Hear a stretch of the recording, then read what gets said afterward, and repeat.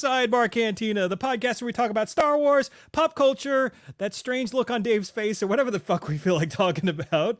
I'm Mr. Jason Roscoe, and with me here each and every single week, the Thebe to my Europa, Dave Martin. Hello, Dave. Jason, what episode are we on? 256, right? Or 3? Fuck. 256. Why? Okay. All right, so look at what's the YouTube say at what episode we're on? I don't know. I don't have our page up on YouTube. All right, well, look at the StreamYard. What does the StreamYard say? I don't see anything. It says episode 356. 356. Yeah, and in the notes say episode 356. I don't know. Because I'm looking at the notes and I'm suddenly like, as we're going through the intro, right? And you almost clap and realize you didn't need to. And I'm looking, I'm like, we haven't done 350 episodes, have we? Like, I feel like we just did 250. Yeah, it's 256. We'll have to fix that in post. We'll just in hex, right? So we just anyway. What would you ask? What did you ask me? I didn't ask you anything yet, but how are you? I'm fine. Apparently. All right. Well, good. I'm glad to be back in the studio. Yeah. Is this the first time we've done this since before the vacation? Yes. Because I think we did remote the. Go. What? Got a rash? I do actually. Oh. Okay. Look, you want to see it? Well, oh, Jesus Christ. Some sort of bug bite. Okay. Maybe you should stop scratching it. You stop scratching it. I'm not going to scratch your bug bite. I'm gonna get J-Lo to scratch it. Oh, my God. All right. So, first of all, hello, everybody. We are back in the studio. And, Dave, what are we talking about today? We are talking about a fucking baseball movie. And I'm excited because it's a league of their own. Yeah. And I love me a good baseball movie. Yeah. And this is one of the better ones. And do you need help? I'm excited to talk about it. You do your thing and I'll do over there. I can't concentrate with you like fumble fucking over here trying to. My desk space is not as organized as I would like it right now. You should have gotten here an hour early. You could have had plenty of time to. I was here an hour early. Oh. So now what's your excuse? It's been taking me an hour to fucking organize it. All right. Anyway, yes. This year, this month marks the 30th anniversary of A League of Their Own.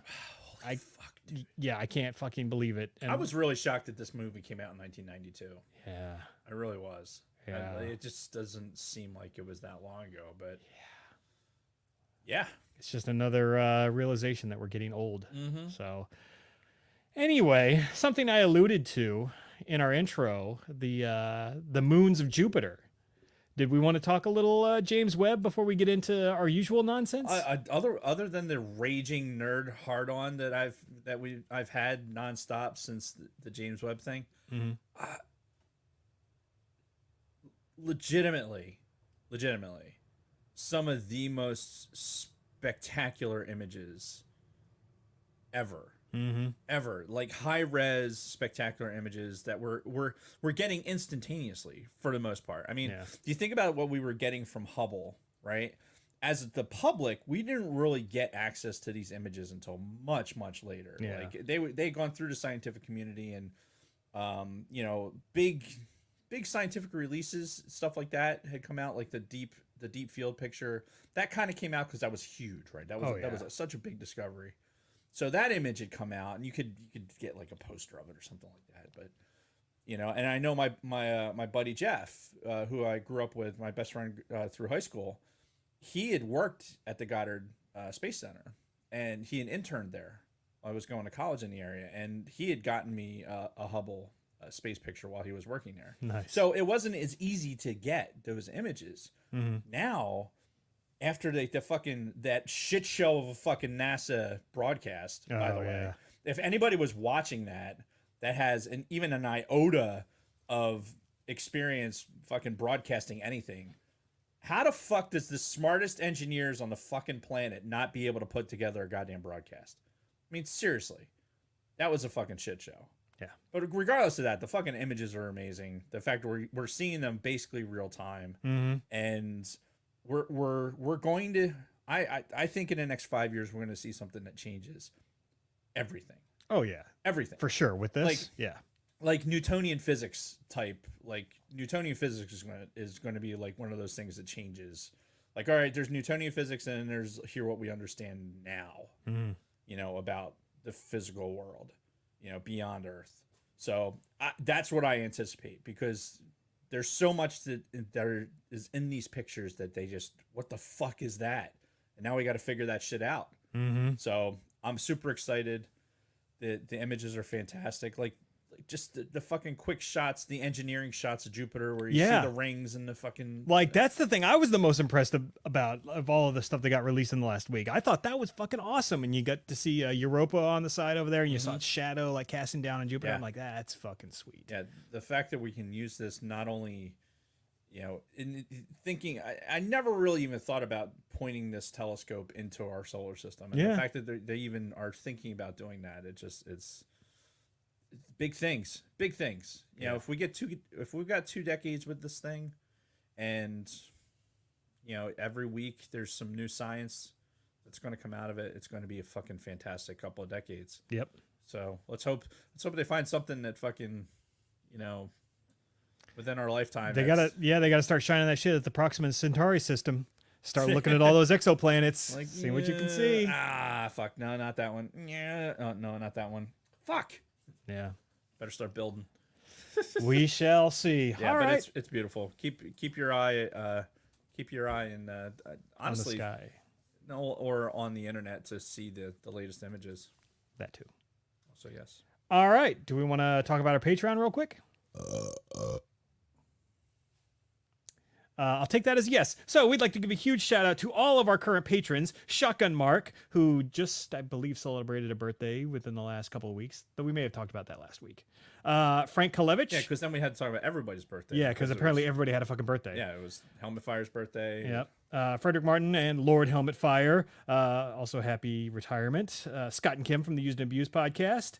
Ivo G, Kristen Roscom, Nick from Swede Studios, Catherine Rennick, my wonderful mother-in-law, Patricia Goodstein, Don Solsky, Nicholas Schaefer, David Schmuck, Wally Frogmore, Tony Ferrari, Brady Biglovin, and Dragon Buddy. We appreciate each and every one of you. If you'd like to consider becoming a supporter, you can find us at patreon.com/thesidebarcantina. Our, she's not our social media director. She's our CFO. Our CFO has been posting a lot on our Patreon lately. So, just keep checking in. You see different posts, just funny stuff that she puts on there. It's good shit. She posted a pretty unique gift today. Yeah. So you should definitely check that out. And thank you again to all of our listeners and supporters. You are the reason why we do this. Dave, you got anything for Red 5? We are 5 days away from ScarifCon 2022. Oh. The Red 5 Network would absolutely love for you to join the Red 5 family at Murray's Caddyshack Saturday, the 23rd in July. In Chicago, the 23rd of July. It's just reading, Dave. Read. Don't improvise. Read. But if you can't, they are going to be streaming the event live. Lunar Girl will be posting up the socials with links and times, as well as modding the live chats. So pop in, show your support, and you will do it. July 23rd. Do it. Do it, people. Do it.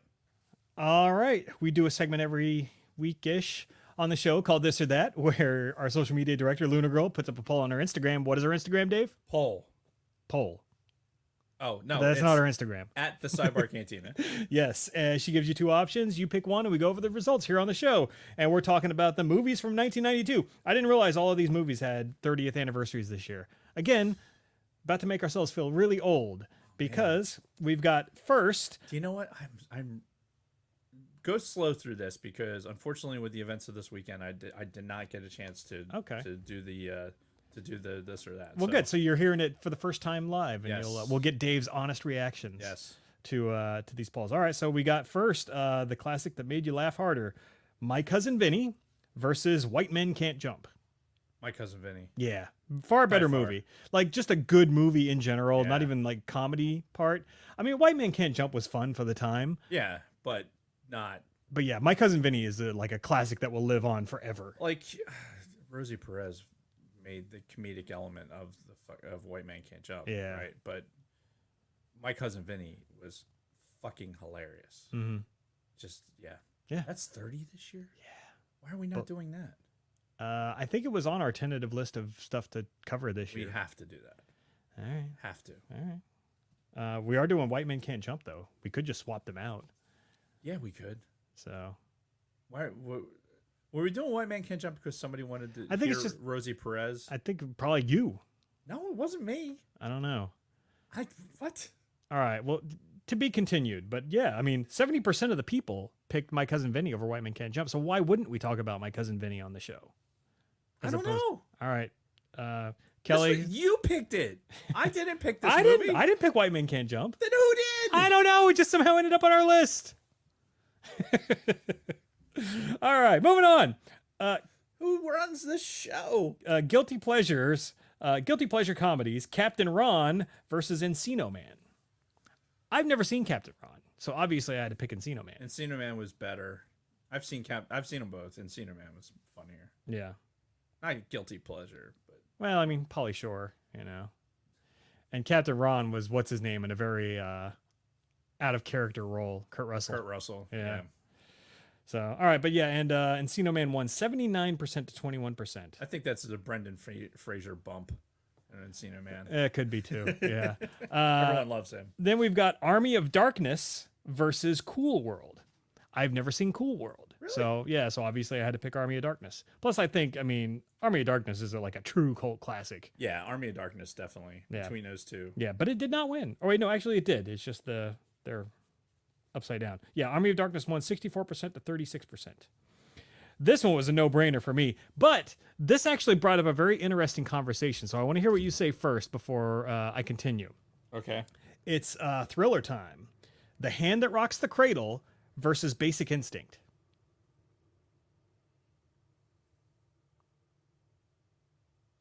Basic Instinct. Yeah. I went with Basic Instinct too, Yeah. for a multitude of reasons. But yeah, it was a no-brainer for me. And Kristen was near me when we were talking about this, and she's like, "Oh, Hand That Rocks the Cradle, hands down." And I'm like, "Really?" And then it kind of dawned on me. These are two very like different targeted movies. Like, think about Hand That Rocks the Cradle, right? A woman like basically tries to steal everything from another woman. Like, she moves in, tries to steal her husband, tries to steal her fucking baby, tries to take everything away from this woman. So obviously a woman would probably better relate to that. A woman like rolling in, trying to steal her man and everything else. Whereas Basic Instinct is about a cop, a guy who's fucking this hot woman, but she's probably trying to kill him, you know? So men would, you know, better easily relate with that. So that's kind of where I landed with both of those. Okay. Like, men can relate more to the Basic Instinct because your hero is the cop guy who thinks this psycho is going to kill him. And I think it comes down to Sharon Stone. well, yeah, too. Yeah. We were the right age when that movie came out. Yep. That's all that needs to be said. Yep. The last one, talking about vampires, Bram Stoker's Dracula versus Buffy the Vampire Slayer. I went with Buffy on this one. I was not huge on either movie. I thought Dracula was just kind of boring. It was like almost a 3-hour fucking movie from what I recall. I saw it in theaters, actually. I'm not a big Dracula fan. Mm-hmm. So I didn't see either of these in the theater. I've seen probably both of these in passing. Yeah. Oh, Joker Voice, getting back to our last poll, mentioned Rebecca De Mornay is no slouch either. And he's right. But I think for our generation, Risky Business was more of our thing with her. Yeah, Rebecca De Mornay. Yeah. But yeah, no, you're right. Yeah, I think between those two movies, I think Bram Stoker's Dracula was probably just cinematically a better movie. Yeah, and it got a lot of praise at the time. But our people went with Buffy 57% to 43%. I don't think I mentioned the Basic Instinct results. Basic Instinct won 74% to 26%. Sharon Stone bump. Yeah, exactly. Or bumps. Yeah. Bazinga! All right. Well, thank you, everybody, for responding to the Instagram poll. And thank you to Lunar Girl for putting in the work for that. We appreciate you all.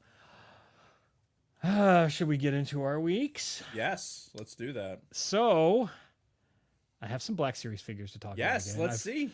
I feel like I've opened a door that I may not be able to ever close now. Kind of like with you and the Pops. Yes. The Sacred Jedi Pop. The Sacred Jedi Pops! Oh, by the way, I want to make one of these drops for Black Series, and I want it to be Jennifer Lopez. So I want to hear Luke going, "The Sacred Jedi," and then Jennifer Lopez going, "Black Series," Okay. like screaming it too. all right. So All right. We'll work on we that. have to make that. When anyway. she comes out of her trailer. Yeah. Okay. So Amazon Prime Day was last week. Yes, it was. So I was perusing Amazon one day, and though I didn't really see anything that I was that interested in, I'm like, oh, I think Amazon sells Black Series figures. And yes, course they do. They sell everything, Jason. And I'm like, ooh, that's a cheap Black Series figure. I'll pick that up. Oh, that one's cheap too. I'll pick that one up. That one's not cheap, but I still want that one. I'll pick that one up. And then because I bought this one, I got to get this one. So that's how we ended up with 4 Black Series figures to talk about today. Oh, boy. Oh, Jesus. So first, we're starting off with one of the biggest missed opportunities of the whole sequel trilogy, Dark Ray. Facts. We got Dark Ray with her dual saber. That was a huge missed opportunity. She looks yeah. good. She looks she really does. good. I had really hoped that they had done something where I really wanted them to turn her in the second movie to then turn her back in the third, but Yeah, a la like Legacy yeah, Luke. yeah, that would have been great. But no, they couldn't do it. Dark Ray is up there somewhere in pop form as well. Yep. So But she was pretty cheap. Then, because I always have to get at least some kind of trooper while we're doing this, I got Clone Commander Wolf with 2 Fs. So, I don't know what he's from. Probably the Clone Wars? he's missing an eye. Yeah. I mean, the name sounds familiar. I know we've seen shit with him in it before, but there's so many different clones with different names and Dual wield pistol. Neat. yeah. I like him. So, I approve. yep. Good stuff to go with my multitudes of other clone troopers. Speaking of clone troopers, we have this guy who was from the Bad Batch, Rekka. Rekka. He's big too. His package is like, about 30% wider than the other packages. Wow. That's impressive, Wrecker. Yeah. And humanize a cartoon. Yeah. I don't know. This package looked normal size to me. It's very nice. Giant knife of justice. Yeah. Yeah, no, he looks good. And of course, because now I've started the Bad Batch, I had to get at least one more. So I got Tick. Balding. What's he got there? He's got some pliers. But yeah, check out this record. pistol. Man. He looks good. I bet you that. What's cool about the helmet on Tech is looks like the visor comes down over the glasses. Yeah. Well, because pretty it cool. does in the show. So Right. God, these are so fucking good. yeah. Yeah. So now I have to finish the Bad Batch. Obviously. Obviously. So now I need Hunter. I need Omega. You do. Probably get Crosshair Right. if they have one. I know they have a Hunter and Omega. I'm guarantee you they have a crosshair. And who am I missing? Tech, Wrecker, Hunter, Crosshair is the bad guy. Omega. Wasn't there another? Oh, Echo. Echo. Yeah. The fucking peg arm. Yeah. The guy who's not really a Bad Batch, but he's Yeah. part of the crew anyway. Yeah. He's he's a pegging guy. He likes pegging. Apparently a lot of people like it. He's one of the pegging guys. Right. So, in addition to buying Black Series figures, Kristen and I did an escape room over the weekend. I saw that. Yeah, one of my former coworkers and his wife wanted to do one. It was her birthday, so she got to pick what they did. Asked if we wanted to do it. I'm like, yeah, sure. I've done an escape room one time before this. It was before COVID, obviously, and it was a work thing, like a morale day kind of thing. Ooh. So didn't quite have the same, feel to it. Right. And like the forced morale kind of thing. Plus, we had like fucking 10 people in there doing it, and it was kind of a clusterfuck. Whereas with the 4 people in this one escape room, it was perfect. And it was super fun. Like, we had a blast, and we just barely beat the fucking room with like 2 minutes to spare. It was awesome. Like, you kind of had that clock ticking the whole time, and, you're running against the clock, but we're like solving all the fucking puzzles. Like, How did you just not kick the fucking door in? well, because you're not supposed to. They tell you not to force anything open. I'd have a tough time with that. Well, because I was gonna say at some point Yumi and the girls should do one. You don't think you have the patience for that? I don't know. I'd have to be sedated, I think. Honestly. But you love challenges and you love putting yourself into difficult situations. Yeah, I don't need to do it in a fucking closed area though. Oh, that's true. You've got some claustrophobia. Yeah, I don't need to do that. All right, fair enough. But No. I had a blast doing No, it. if it gets like within 2 minutes and then I can just fucking Start ripping shit open. just plow my way through the fucking door. Like, oh, here's the weak spot in the fucking door. Oh my god. Wrecker! Skadoosh the fucking door off the hinges. Yeah. So yeah, no, we did that. It was a lot of fun. Definitely want to do some more escape rooms in the future. Good stuff when you're with people you like and Yeah. you work well with together and That's all that. and you're not there against your will. Right. Exactly. So the only other thing I had was I've been getting back into the Old Republic again.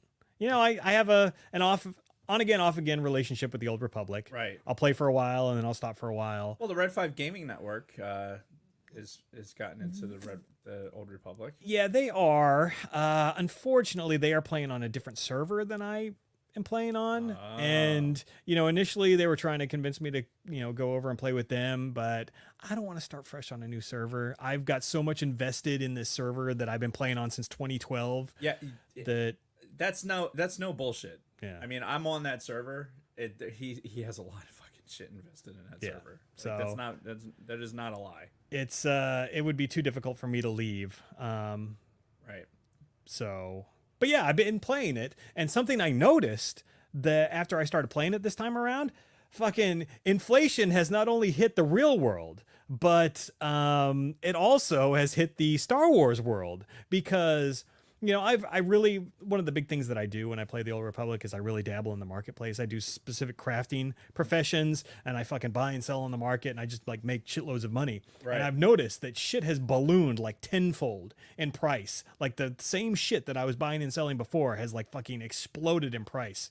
So they have done something inside the game that's like caused a massive influx of credits into the fucking economy. Because everything is like super bloated right now compared to where it used to be. Interesting. Yeah. Like I haven't done any in-game content yet, but I would imagine they've got to have like increased the in-game credit rewards for like doing tasks and shit. Interesting. Yeah, I haven't logged into that in fucking forever. Yeah. So Probably should. I don't know. I don't yeah, time is an issue, but you know, I came up with a little bit of free time recently, so that's nice. It's nice when you can find it. yeah. But that's it. That's all I've been doing this week. Old Republic, escape rooms, Black Series. It's good. It's good. All right. So what about you, Dave? Sadly, my time this week has been mostly occupied with. Oh, hang on. Go ahead. Sorry to interrupt when you're about to get all serious, but Kristen's like very angry right now that we're not going to talk about the concert. I mean, I didn't go to the concert, so. Well, I mean, I can talk to that. Okay. I can speak to that. This week was tied up mostly with my grandmother's funeral. Mm-hmm. And we had the viewing. Everything was very, very nice. Super well done. Everything went well. Sad face. It's, you know, it's tough. Even 98 years old, it doesn't make it easier. Mm-hmm. And, you know, it's so sad. But, you know, now it's kind of moving through that and getting everything else finished up so we can kind of, you know, continue on. Mm-hmm. Like you do, because that's how time works, right? Time heals all wounds, right? So we'll just keep on keeping on. But while I took a lot of time off last week, mainly I'm going to tell this story, sidebar. So there was a point last week where I was like, okay, I took time off from coming back from vacation, right? Just to like the vacation from the vacation, right? Because Right. you need that time off. You're like, fuck. Yeah. Reset your clock. Yeah. Fucking rest a little bit. Yeah, especially with jet lag and stuff like that. So like, all right, I'm coming back to work, and then I had stuff happen with Jeff's car, and then I, you know, blah blah blah. So I'm like, all right, I'm going to telework this particular day because we're dealing with that and dealing with some other stuff. So I'm teleworking, and I had an Office Space day. Uh-oh. It was like 5 different people asking me for the same fucking data. Did you get that memo? Short fucking suspense. And by the time the 5th fucking person asked me, I went fucking off. Ooh. Off. I sent a very pointy email to somebody who I probably shouldn't have. Oh boy. But and there was no repercussions, like no response at all, because it was. I mean, I was obviously being a dick, but it wasn't. Right. It wasn't like anything that I could have blow back at me. Mm-hmm. It was just me stating the obvious and just being a dick about it. Yeah. They were asking for data, like, oh hey, we want how many people you've trained in this event from January to June, and we want it by 10 o'clock. This is at 9 o'clock. Okay. That's typical Air Force. Yeah. And like, oh yeah, and oh, by the way, this is the training that we didn't give you the fucking materials for until May, like mid to late May. So you want us to basically give you a month's worth of data. For what exactly? Like, what are you doing with this data? Like, is this for a fucking spreadsheet somewhere? Like, so you can fucking populate the spreadsheet? So you're giving me this ridiculous suspense. And then you're going to have fucking 5 people message me, send me emails about it, everything else. So I called them out. I was like, just to make sure that this doesn't happen again in the future, I just want to verify that this what you're talking about is in fact the training that we didn't get until May. And then the person that it was directed to didn't respond, but somebody else in that chain of the email, because I did reply to several people, did respond. And it just, by the time the 5th person had said, hey, somebody else entirely that is outside that chain of information wanted the same data, I'm like, that person doesn't need that information. They're asking for this other thing. Like, well, they're not. Well, who'd you give that information to? Like the person, the process owner. And he's like, well, they didn't ask for it. I'm like, trust me, they're the ones that needed the information. That's why this TMT thing came out. Yeah.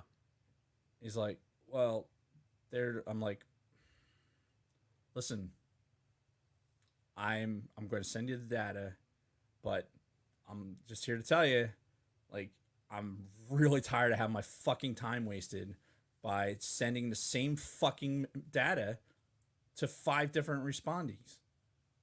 Yeah. When I've already done it. Within your fucking hour response time at 10 in the morning. It's 2 in the afternoon now, and you're asking me still for the same fucking information I sent? And you're being shitty about it? Fuck you. Who the fuck do you think you're talking to? So, and as riled as I am now, I was 10 times worse. And by the end of that, after those responses, I'm like, you know what? I probably shouldn't work this week because I'm a little agitated. Yeah. I'm a little stressed out. So I decided that I was just gonna, take some time off. I'm just not gonna go. I'm just not gonna go because otherwise I'm gonna get into an altercation that is going to be worse than it was. So I did. And fortunately, within that timing, it worked out good because I was able to take the girls to the New Kids on the Block concert. I was their Uber. Yeah. To drive them up there to Newark, so they could see New Kids on the Block. Now you might be asking yourself, why wouldn't you go to the concert? I mean, it's New Kids on the Block. I'm sure it would have been a good time. Why wouldn't you go? And what I really want you to ask yourself is, if you were, a male in your mid-40s that, wasn't into New Kids on the Block, would you really want to go into an arena with like 45,000 fucking women in their mid 40s that are just screaming about New Kids on the Block for about 2 hours? Well, but see, that's the thing. If you're single right now, for whatever reason, Good luck finding anybody. Like, dude, there were so many of them. women, right? Yes. Yeah, that's what I'm saying. If you're a single dude and you're looking to pick up some, You're probably pre-middle-aged chicks, apparently this is the place to go. You were probably gay. Like, you were. I mean, come on, dude. Like, seriously, you were either somebody's dad or you were fucking gay. I mean, it's just Wow. Seriously, come on, man. Come on. You just went all the way to 100 there. Listen, and driving first. I had a good old time because I dropped them off. Right, the girls they were all primed up and I dropped them off at the arena. And then I drove to the airport and did some quality plane spotting. Took a bunch of pictures till the sun went down, and then waited for them to finish. Saw some lovely sights in downtown Newark. Yeah, good shit.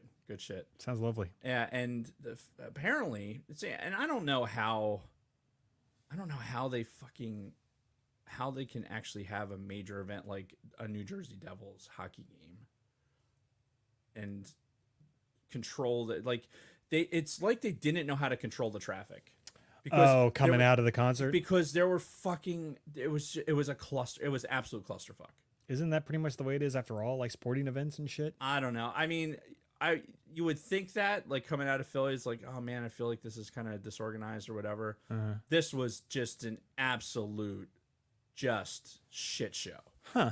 And dude, it was bad. Yeah. It was really bad.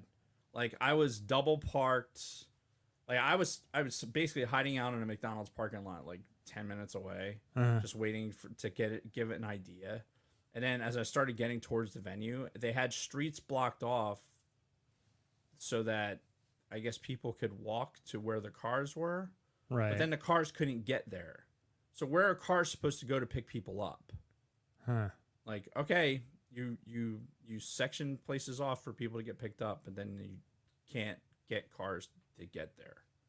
Like, how the fuck is that supposed to? It was fucked up. It was just fucked up. Yeah. So anyway, the girls had a phenomenal time. That's what I heard. They were super excited. Yeah, I saw some videos. It looked like an entertaining show. Yeah. They had Rick Astley, Salt and Peppa, Right. fucking In Vogue. Yeah, they had, I guess Naughty by Nature made a guest appearance. two guys of the Naughty by Nature, I think it was. Or no, it was I think it was two of the three guys. Yeah. They call themselves something else. Yeah. There was a furry. Yeah, there was a whole story they were telling about a furry DJ. Oh, I didn't hear that story. Yeah, maybe Kristen can talk about it in the chat. But there was like a weird guy with a fucking teddy bear head as the DJ, and it was bizarre. Yeah, apparently the New Kids brought it. They brought it and put on a good show. So apparently they pointed at our wives and made sexually seductive did they responses. That's what they told me. I didn't hear that either. Maybe they thought you'd feel weird about it. I don't know. Hey, if Kristen gets an opportunity, then hey, have at it. Yeah. Yep. Lovely sights in downtown Newark. If Joey gives you that look across the stage, then you got to do what you got to do. Yeah, man. So anyway, girls had fun. Good. And we got home at like 1 a.m. Yeah. I heard that. So let's talk about some pops. Ooh, hold on. The sacred Jedi pops. So those of you who subscribe to our Discord server have seen pretty much all of these, but ooh. So you actually had shown me these. Oh yeah, the Target exclusives. Yes. So this is the Am and Kari. This is the completion of the Ronin set. Yeah. So these are the Visions, right? Because it's not just Ronin. Like Am and Kari were those twin Sith, right? Yes. You all right over there? I dropped something. Yeah. You need help? Nope, I got it. All right.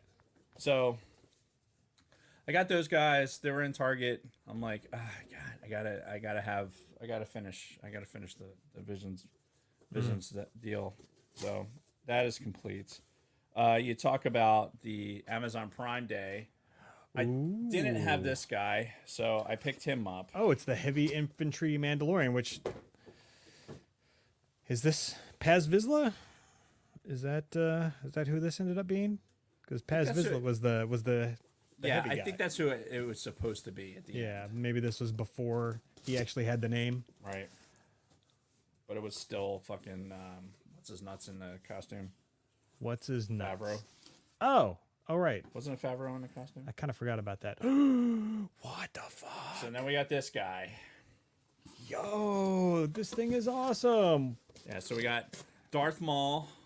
Dun, dun, dun, dun, dun, dun, dun, dun, dun. It's big. Yeah. It's like much like Wrecker's package. It's like double wide. Yeah, that's what she said. Yeah. No, it's awesome. So yeah, It's a normal size pop, but he's just got a bigger display like this. If you look at the display that's like at his feet, yeah. and then of course he's got the double bladed saber. So they got the display set up so it's like their fight, the actual scene Oh, where they're fighting with the dual. so is there an Obi-Wan and Qui-Gon to go with it? So maybe. Oh shit. We got Unfortunately, Obi-Wan. that box got damaged a little bit, which Yeah. kind of pisses me off. But yeah, those were pre-orders from like way back. Nick Yeah. and I saw those when they were coming out, and they were like, we pre-ordered them the second we saw them. And if you look on the back, Oh, they kind of go together like a puzzle. They go Right. together like that. and there's a third one that coming Who's soon. the third one? Oh, I can't imagine who that would be. It's a good thing they kept it a secret. I know. And he is also on pre-order. So we will have.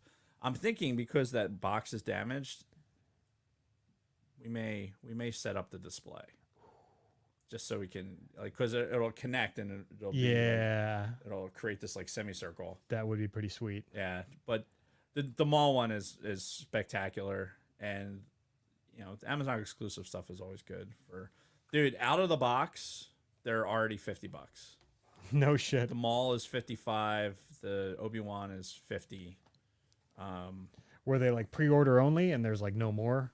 Yeah, it was pre-order. I don't know that you might be able to buy them now. I don't know, maybe off Amazon. But yeah, the Funko app has them at $50. Dude, I fucking scared the shit out of myself. I opened up my Funko app and I opened up my wish list instead of my actual list. And I looked at the first thing. I'm like, how the fuck did that get so expensive? And I realized I was looking at the wish list. Oh. But Thrawn is still up at $250, which is bananas. Yeah. Yeah, the numbers are still holding as far as value. Well, good. But yeah, I think those guys out of the box, and I think they'll display nicely once they're together.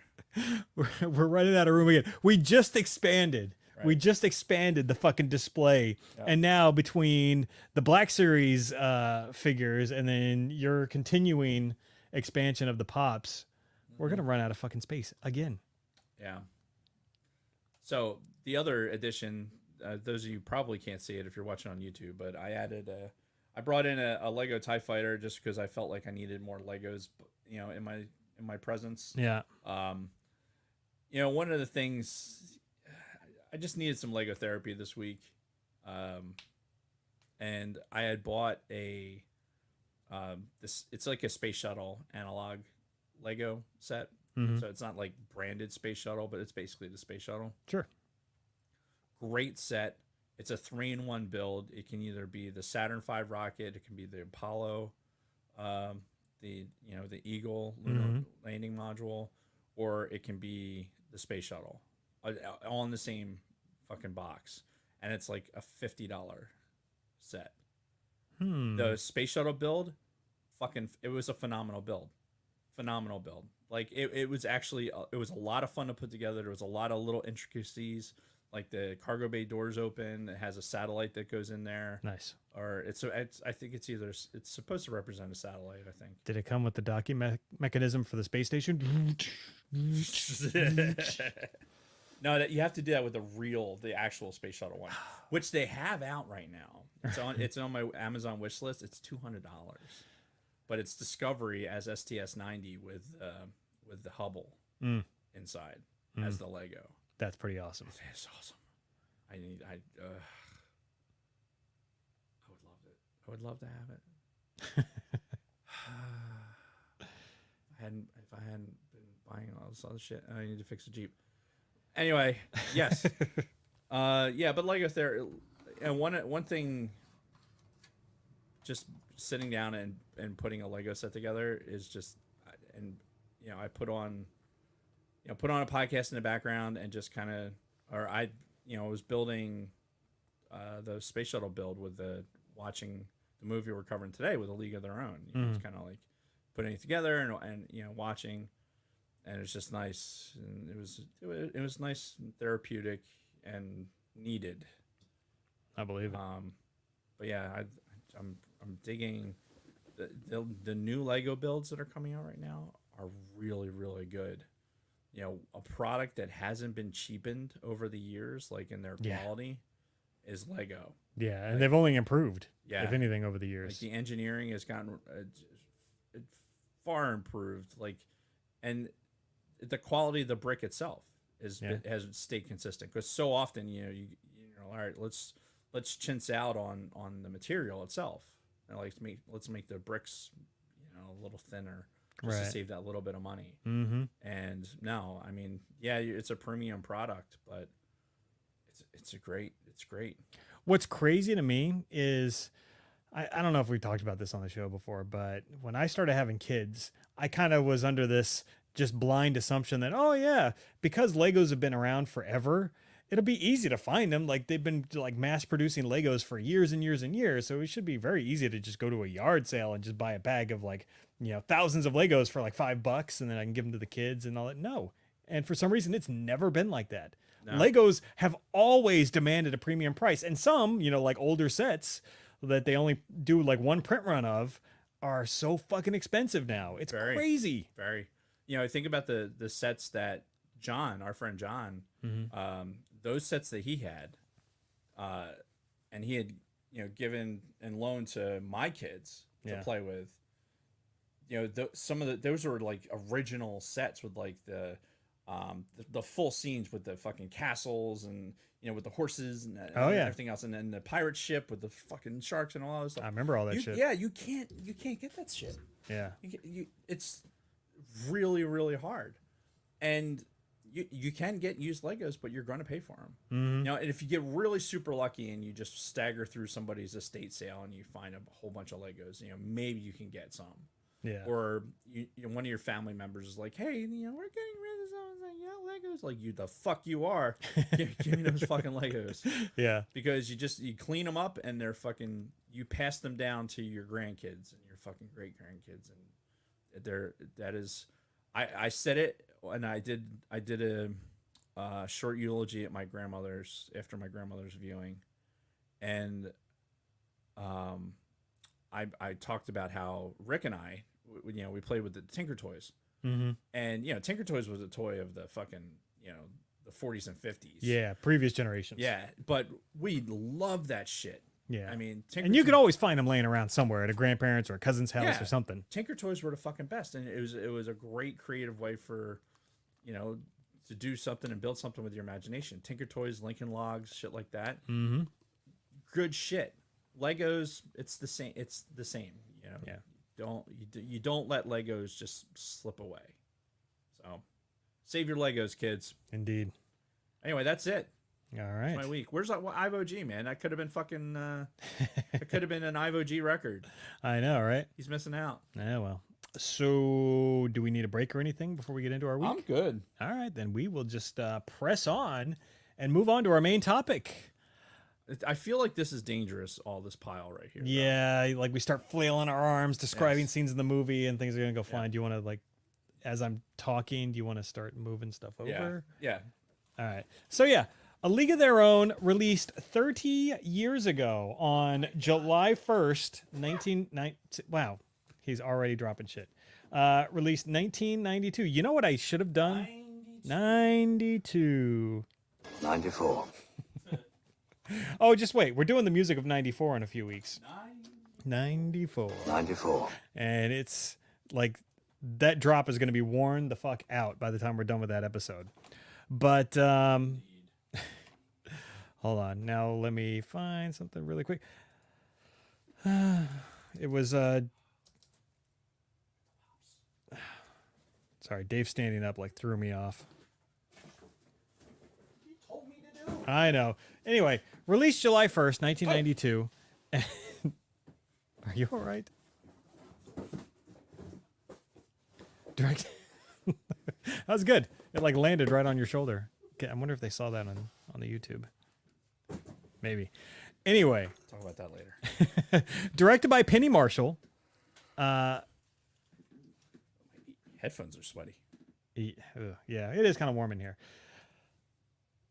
And yeah, 30 years ago today, it's on Amazon Prime right now, which, by the way, if you're watching this and you haven't seen A League of Their Own in a while, or you've never seen it, and after hearing us talk about it, you want to watch it, Amazon Prime video right now. You can watch it for free. Free, I say in quotes because you're paying for the Prime, but... Believe me, if you have Prime, you're getting your money's worth anyway. So hell yeah. watch it on Prime. Yep. And yeah, it's a classic movie, baseball movie, you said. And it's perfect that it was released in July because... You know, it's the boys of summer or the girls of summer in this case. And yeah, baseball's always about summer. And I like movies like this and The Sandlot. You watch them and you kind of get nostalgic about those summer days as a carefree kid, you know. Yes. More about The Sandlot than A League of Their Own. Sandlot more than League of Their Own. I mean, let's face it, Sandlot is more of the, you know, going to the public pool, pining over the fucking lifeguard, you know, the adventures of hopping the fence to get the fucking the ball that you should have never fucking touched. Right. You know, that's any kid that's there's a lot of us that had played fucking, you know, street ball or something that have done similar shit that related to that movie. Mm-hmm. You know? Oh yeah. But anyway, we're not talking about The Sandlot here. Right.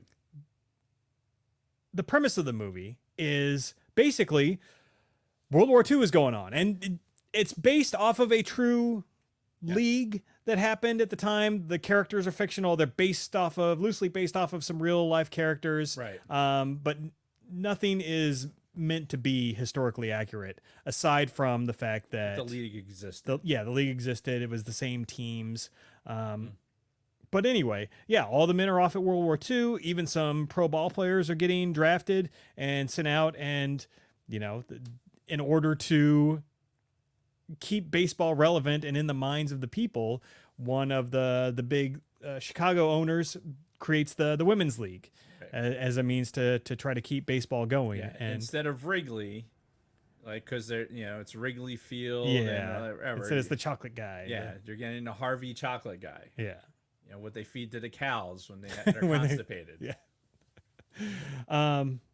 So yeah, that's the whole the gist of the movie. And you know, sidebar just on that premise, because that's all based off of shit that really happened during the World War II era. You know, all the men got shipped off, and this is when the women started going into the workplace en masse in various fields. But I mean, you could tell this story probably 100 fucking times over, you know, a ton of different industries or situations where guys are all gone and in come the women to sort of, you know, pick up the slack, and how all of that sort of plays out, and some complications that come into play, some pushback that you get. There was an interesting scene that, you know, I never even thought twice about watching this 30 years ago, that when I rewatched it over the weekend, I'm like, oh, that's interesting. When you get that group of like conservative women on the radio broadcast talking about the women going into baseball and how they were against it, you know, basically saying how women should be staying in the kitchen and doing all this. It's like, wow, But that's valid. Yeah. That's 100% valid. Because views were different then. Yeah. And well, you had you had an older generation that was looking at this going like, you're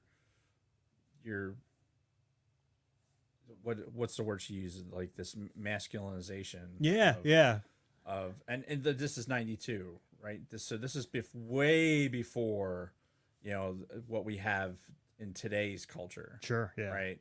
So, but they're representing what was happening, in the 40s, going into the war, and I 100% believe it, 100% that that's how it was. That you'd have some super conservative, stuffy fucking doily wearing fucking old lady on the radio saying how fucking women should not I mean, let's face it, you're jumping ahead to when the girls get selected are fucking at a fucking table learning how to fucking drink tea, right, and everything else. Like, there's still this expectation of women and what they're supposed to be. Even they're playing fucking professional baseball. So it was a tale of the fucking time. Yeah, charm school, right? That's what they called it, charm school. Yep. And apparently that was a real thing. Who knew? So before we get too much deeper into the movie itself, let's get into our history a little bit. For me, I saw this movie in theaters when it came out in July of 92. I did not see it opening weekend. It was probably like the second or third week it was out at that point. But I specifically remember I was in LA at the time. One of my good friends, his name was Jason also, in high school, his dad lived in LA, and he spent like every other weekend with his dad. And a couple times a year, he'd take me with him because, most of the time it was just him at his dad's house in LA, and he'd get bored and, he'd want a friend there. So he'd take me up there. This is the same friend that I saw Guns N' Roses and Metallica in concert with. Okay. That's so the Hollywood Bowl or whatever, or yeah, the Rose Bowl. Yeah, the Rose Bowl. Which was that the same weekend? No, because it was October that we saw them, I think. Anyway, but I digress. So, but yeah, that same friend. And we just one night decided to go to a movie, and then we went and saw A League of Their Own. So now you got to imagine, I'm there with this friend of mine who's big guy. Like right now in California, he's probably still standing at about 6'5". His dad was even taller, like 6'6", and his dad was like a biker guy, big black beard, fucking crazy stoner too. But he was like a biker, was in like a biker gang, and fucking atypical of what you would see, or typical of what you would see of somebody like that. Okay. And so I'm going to see A League of Their Own with these two guys. My good friend, who's like this massive fucking bulky studly dude, and his fucking dad, who's even bigger with the fucking black beard and all that. And by the end of it, we're all getting pretty emotional. It's okay. That's what movies are for. Yeah. But yeah, and then this was probably the first time I ever noticed myself like getting emotional during a movie. Like I never really got like, teary emotional during a movie, but this is the first time I remember that ever happening with me. And it was mostly at the end when they're walking through the Hall of Fame and everything, and it's very nostalgic, and you see fucking the little boy as a kid, or as an adult. Stillwell, yeah. And his fucking mom, and just a lot of we'll get to that. But yeah, so I saw it the opening month, and I was also a big fan of the Madonna song from this. This Used to Be My Playground. Remember it because I was a big MTV guy, and they played the shit out of this video on MTV. Yes, they did. So, I was a big fan of it at the time. Right. So, just, I was not a fan of this song just because they overplayed it. Yeah. I was very. So you were an MTV guy, but didn't necessarily have the saturation of radio that I had, but it was all over pop radio. Like, so you were getting it from television, you were getting it from radio, and you were getting it every which way because it was still Madonna, right? This was Madonna at what Madonna her secondary peak. I mean, like, well, yeah, because she hit big in the 80s with Like a Virgin and all that, but then she kept going, and then you had like the Like a Prayer phase, and then the fucking the Vogue, and this was not long after fucking Vogue came out, so she was like really at another peak in her career at this time, and I think that kind of comes into play into where some of the story goes later on that we'll get into. Right. But yeah, no, Madonna was like at a high point in her career during this movie. So okay. She was in Evita that came out in 1996. Yeah, that was much later. That was later. Yeah. Which of the two things that Madonna's in, sidebarring, I guess, on Madonna, we'll probably talk about more later anyway. But like of the two things she's in, I think she was really good in this movie. Like for the part that she was playing, I think she played the part perfect. And then she was really good in Evita. I never saw that. It's like the music in it's phenomenal. But I have that side of me that's into like the Broadway type of stuff. Yeah, but it's like it's bigger. It's like operatic almost the music, and she's like it's not her typical. It's not her doing pop music. It's very operatic. Yeah. And it's really good. She's a very strong Hispanic woman, so that's all. Okay. That's my history with the movie. Sorry. Well, Argentinian, but okay. Sorry, South American. Okay. Your culture is showing. Anyway, do you have anything to say? No, History of the movie? No, I don't. Oh, what I wrote down. Pay attention, Dave. Jesus Christ. I don't. This is what I wrote down in the notes. I don't remember when I saw it first. I really don't. Didn't see it in theaters? No, I did not. Okay. I did not see it in theaters. At least not that I remember. Mm. But what I will say is, when I had the opportunity to see it, I made sure I saw it because I am a fan of baseball movies. I want to see all baseball movies at least once so that I can be able to articulate like where it ranks in baseball. Like, okay, if somebody asks like, well, all right, well, what's your favorite baseball movies? What's your top 5 baseball movies? And you need to be able to go, you need to be able to rattle them off. I don't think anybody has ever asked me, what's your top 5 baseball movies? Because you're not a baseball guy. You're not wearing a fucking baseball cap all the time. That is true. A guy that walks around with a fucking baseball cap on all the time gets asked top 5 baseball movies. Is Field of Dreams your number 1? It's not, actually. Is it The Sandlot? No, it's not. What else is there? Well, there's a lot of baseball movies, Jason. Yeah, okay. I mean, you have Bull Durham is out there. You have The Natural. Have you seen The Natural? No. Okay. The Natural is my number 1. Oh, okay. Yeah. The Natural is a fucking phenomenal movie. You should see it. So A League of Their Own had a $40 million budget, and it ended up making $132 million at the box office. So massive success, box office wise. Right.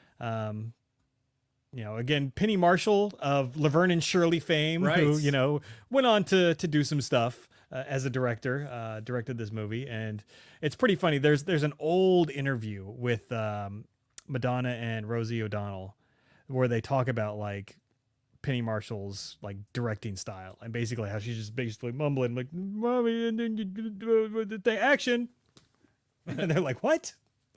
So it's pretty funny. But yeah, oh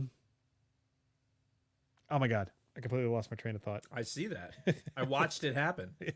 It was there and then it was gone. Wow. Uh-huh. This is why I need to write more stuff down. Yeah. Anyway. So very successful movie overall. Right. That's what I was going to do. I was going to look up the Rotten Tomatoes score, but it's, very well loved. I don't know if I've ever heard anybody say a negative thing about this movie aside from like little nitpicky parts about certain plot elements, but overall very well loved movie. Yeah. I mean, and rewatching it, there was some slower parts. I was like, okay. Yeah. Like I said, I was building Legos, excuse me, watching it, but it was, like I kind of put in the notes, it's like, especially with the John Lovitz, the beginning of this. Yeah. I kind of dislike the beginning of this, like the old Gina Davis fucking. Oh yeah. So I'm not going. And it's so weird too because that's like one of the first notes that I have. Because it's sort of bookended with old Gina Davis like going to the Baseball Hall of Fame, basically where they're honoring the women of the Women's League, but they don't. It's not like they put old makeup on the actresses or anything. They cast a whole new set of actresses to play the old versions of them, which is fine. I mean, because it's supposed to be what, 50 years later or something like that. I think that's actually Gina Davis. No, it is not. They use her voice. They dub her voice over this old woman that they cast as old Dottie. That's actually a very good casting for an older Gina Davis. And if you look at it, because we were talking about it as we were watching it this weekend, they did a good job recasting all of these older versions of the women, because they all have a resemblance to the younger actresses. Nah, well, okay. At least a majority of them. But yeah, no, they are all completely different actresses, including the Gina Davis one, because I know I've had people in the past try to convince me that was her. It's like, nah, dude, look at the fucking credits. It ain't her. But what they did is they recorded Gina Davis's voice and pushed it out, through ADR, through this woman's performance. And to me, it was very obvious and very off-putting. I thought this back in 92. I noticed it with, them doing that with the... I'll be honest with you. You know why I didn't notice it as much? Because this particular element of fucking storytelling annoys the shit out of me. Like, I just don't like I just don't appreciate this element of storytelling. Okay. Like, I think you don't need this to be successful. Like, I think this is like very clunky. It's like, okay, here's present day, dissolve to a memory of everything, and then resolve into present day again. Mm-hmm. I just think it's so clunky. Why not just start with the historical and then fucking go to present day? You can fast forward to present day at some point. Yeah. Like, what did we gain from the fucking dream sequence, right? Aside from fucking her dumbass standing there. Like, I just did not, that entire sequence, like the old lady sequence, didn't give a shit about. Really? All the shit in the fucking Hall of Fame, all the, like, the theater picture's taken. Oh my God, let's sing songs. Let's sing songs about the fucking, Yeah, that part I wasn't too fond of, the singing, but...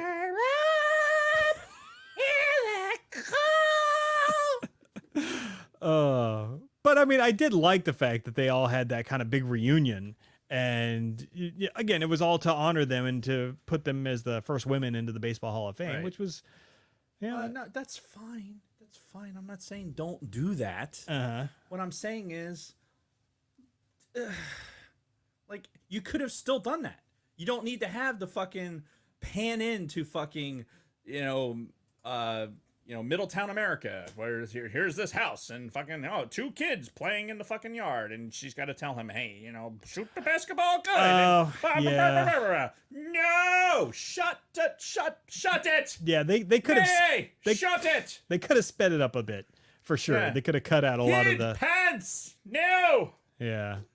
Oh, fun fact, before I forget again, because Helmet Fire actually said something to me about this days ago, but the filming for a lot of these sequences was in Evansville, Oh, no shit. which is apparently his hometown.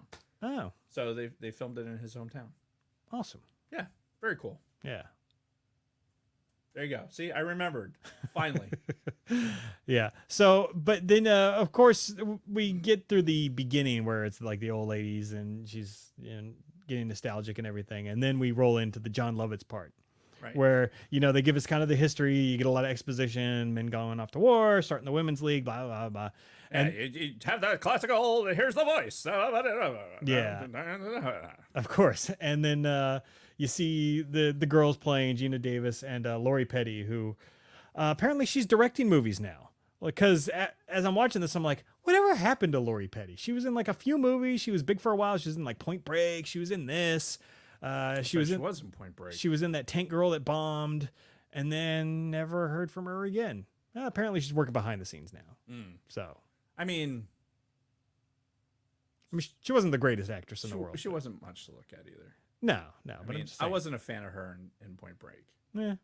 She wasn't really the. She was just the distressed girlfriend. This is not the girl to fall fucking for there down in Utah. I mean, honestly, like, Yeah. really, they couldn't find. That was the one? Mhm. Really? That was the one? Yeah. Okay. All right, fine. It's fine. Yeah. It's whatever. But then you had Gina Davis, who we're talking about what people went on to later on. went on to be in the arching, the American Olympic team, right? For archery? Did she? Yeah. I had no idea. Really? No idea. Yeah, that was a big story back in it was either the late 90s or the early 2000s. I will say that probably besides this movie, my biggest Gina Davis movie is it just fucking evaporated out of my dome. The Fly. No, the one with Samuel L. Jackson where she's Oh yeah, where she's like the assassin or whatever. yeah. Oh fuck me. Something about a day or a night or a long kiss goodnight. Long kiss goodnight. Thank you. Yeah. Thank you. That is a fucking fantastic movie. Yeah, and that was not typical for the type of role she was playing. No. And in those days. And she was slamming in that movie. Yeah, well, and dude, like I'm sure you noticed, but she was so much taller than all of the other women in this fucking movie. Like there was one shot where they were in the locker room, right? And they were all kind of gathering around. I think this is when they realized they didn't have a lineup or anything. Right. And they're all gathering around. They're like, you make the lineup. And you look at her and she's like fucking towering over all of these other women. She is so much taller than Madonna. Like Madonna could have been nursing off of her. Like at that point, it was like ridiculous. Yeah. But obviously she's a big girl, like not big, but like athletic big. And yeah, so I was looking Amazon it up. Woman. She should have been playing Wonder Woman. Yeah, in 99, she 99. 94. She was one of the semifinalists for the U.S. Olympic archery team. She ended up placing 24th, though, and missed the cut for making the Olympics. But I remember when that was a thing. Like apparently she's I vaguely remember that now that you mention it. yeah. Huh. But I mean, again, after watching this movie, I'm like, yeah, that totally makes sense. Like she seems like a very athletic type of person, and perfect for this role, honestly. So then we get in. She's 6 feet tall, Gina Davis. She looks like she's fucking 6'12", but That would be 7 feet. I know. That would be more, wouldn't it? Well, then this would be more, wouldn't it?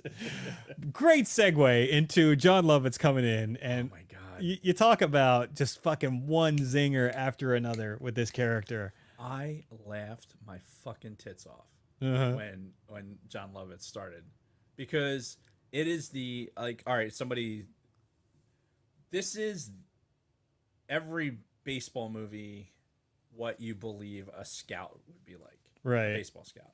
Just like, I know everything about baseball. You're a fucking idiot. Like, do what I tell you to do, and this is how you're going to make it. Yeah. Right? And just the attitude about it. It was just fucking great. Well, and it was just absolutely fucking great. And you believed it right away. Oh, yeah. Like, I bought into it right a fucking way. And you throw on that extra layer where he's also got to find women who are, attractive, because they're not just looking for athletic women. They're also looking for women who are easy on the eyes, Right. which is why he told Lori Petty to fuck off, which is why Marla, the fucking, the switch hitter, Right. why he was basically going to leave her behind. Right. If it wasn't for, Do you know General Patton? There's too strong a resemblance. yeah. So, you add that element to it. And again, he's just like rolling with the fucking one-liners. That I honestly, besides the did you promise the cows you'd write? Besides that one, which I use all the time, all the time. It's there's a lot of the one-liners are in my vernacular. The one where he's fucking sitting there listening to the salesman. Oh yeah. And he just is like, he's like, yeah, we got 10% more profits this quarter, and blah blah blah. he's like, it's like, if I had your job, I'd kill myself. Hang on, let me go dig up a pistol. He gets up. And it's so fucking great because it's that you're sitting next to somebody in the airplane and they start fucking talking to you and you just want to turn to them and just say something so ridiculous to just get the fuck away from them. Like, if I had your job, I'd kill myself. Stay here, let me go dig up a pistol. I just loved everything he said. And when I ran into him on a trip. We were in Hawaii on a I forget what trip it was. And we were in the hotel and going up the elevator. Mm-hmm. I hit the button to open the fucking doors, open the doors up, and there's John Lovitz standing there. Right? And I'm looking at him, and the only thing I could think about is, did you promise the cows that you'd write? And I just looked at him and said, hi. He's like, hi. And he just steps out and just keeps walking. I felt like such a fucking idiot. I don't know if I've ever heard that story Oh before. my God. I think I was standing there with John or somebody. Uh-huh. But it was just like, that's all I could think of when I saw his face was that line. I was just like, fuck, I'm so fucking stupid. Oh God. That's a great story. That was worth doing the movie just for that. Hi. That's good. It's fucking hot in here. Yeah, I know, right? And I'm like slowly starting to disrobe. I don't know why you just don't take that fucking shirt off. I guess I could. Are you still wearing pants? Yes. Fucking moron. What? You want me to take my pants off right here? Well, no, I don't. However, you had the opportunity to change before you came in here. And you knew it would be like 25 degrees Celsius at some point. I don't know what that is in real temperature. It's hot. Yeah. It's like, do you know what's happening right now in fucking Europe, by the way? I hear it's hot. It's fucking hot. I'm so glad I was in Ireland when it was like fucking, the high was 72 degrees. Yeah. Because right now, it is scorching. Absolutely scorching. So I'm like, I'm glad I was out there when it was comfortable. Lucky me. Yes. And unlucky you if you're listening. I hope that you can find some place cool to relax and enjoy this show. What were we talking about? We were talking about John Lovitz. Lovitz. And then, of course, he had a great departure, too, when he drops him off at the tryouts. Yeah. And he's leaving, and they're like, oh, that's it? And he's like, yes, that's it. I hate when they get attached. That's right. Give the wife a little tickle pickle or pickle tickle and go off to whatever, Chicago or some shit like that. And then even the entry into that, like they're going into like, you know, Wrigley Field or Harvey Field or whatever the fuck it was. And you got all these, I'm going to say this because it's what I thought. Okay. And I know things are going to happen because I'm going to say this. Oh boy. Whatever. There was a lot of girls throwing like girls. Like there was some actresses that were there that were throwing baseballs like they had never thrown baseballs before. Right. And it's like, come on, guys. Like there's plenty of girls that are athletic Mm-hmm. and can fucking throw a ball better than most guys. Plenty of them out there, even in 1992. Yeah. You could have found all of them and said, hey, we're looking for ball players. Fucking show up for this thing because we need you. But I don't think they did a good enough job of that. They really needed more people that could actually like look like they could hit the ball and throw the ball, because it was my only complaint about the movie is the technicality of the baseball. Right, which I guess for somebody like me who's not a huge baseball person, it wasn't a distraction at all. Like I didn't even notice. In fact, like I appreciated the fact that they went with overhand pitching, because I've always thought that the way the girls in softball do the underhand pitching is fucking retarded. I hate that. Well, I think it looks stupid and it's got to be terrible on the shoulders. But here's the reality. Mm-hmm. It is mechanically better on your body, right? Is it? It is, because it's not your shoulder. Like, you know, when you're pitching overhand, you're putting so much torque. You know what Tommy John surgery is? Mm-hmm. Like that's why, because you're putting so much torque like through your arm. Yeah. What's happening? So when you're coming underneath, you're not putting nearly as much torque in there, and you're actually not destroying your arm. Right, but again, your shoulder is probably taking more. Yeah, but you can build that muscle up. That's a large muscle group that you can build up. Yeah. And if you've ever tried to hit, now there was a time when I could fucking hit almost an 80 mile an hour fastball. Okay. Right? Which is a decent speed. Like that, any off speed pitch, fucking forget it. I was done. Mm-hmm. But like 80 mile an hour fastball, I could hit it reasonably well. Okay. Right? You pitched. I had fast pitch softball pitchers pitch to me because you were talking shit. Mm-hmm. And literally that ball is coming at you at an angle and a speed that is you think like, oh, it's underhand or whatever. No, it's coming at you fucking faster. The ball is bigger, but it comes at you faster than you can react to. It is a lot harder to hit. It is a lot more difficult than you think it is. Now, slow pitch softball that we play on base for intramurals, like beer leagues and shit like that, totally different. Like the underhand. Yeah, 8 foot arc, fucking slow pitch softball. Yeah. That's not what we're talking about here. You know, Right. if you're talking about No, I'm talking about the chicks that fucking wind up and then see that hurt just doing that motion right there. well, you have shit shoulder. Well, that is true, but I'm telling you, like, you don't hear about girls getting fucking shoulder surgery all the time. You hear about guys getting fucking elbow surgery all the time because of shit like that. all right. Large muscle groups like that, you can fucking take care of and work that out. But I'm telling you, those fucking girls are throwing heat, and they can make that ball move. Like when a ball's coming up at you like this, and trying to predict that movement and then hit across on it, it's fucking hard. It's hard. I give those girls a fucking shit ton of credit. They are really good ball players. And I'm not saying that. I just think it looks ridiculous. But It's they're doing their shit. yeah. Trust me. All right, fair enough. I forgot what we were talking about before we got off on that tangent. And you don't have to like softball. I'm just saying, like, from an athletic standpoint, they're just because they're throwing underhand does not necessarily mean they're not doing something that's as athletic as. Now, they're not throwing the same speed as you're throwing a baseball, but at the same time, it's when you're talking about the angle and movement and everything else, it's a huge challenge. It really is. So anyway, Okay. I'm giving them a lot of credit for that. All right. So, yeah, they get to the tryouts and everything. That's when we're introduced to Madonna and Rosie O'Donnell. I almost say Rosie Perez every time. Now, that would have been funny. Madonna and Rosie Perez as the two baseball players. But I can't picture Rosie Perez fucking playing softball or Yeah. baseball. Yeah.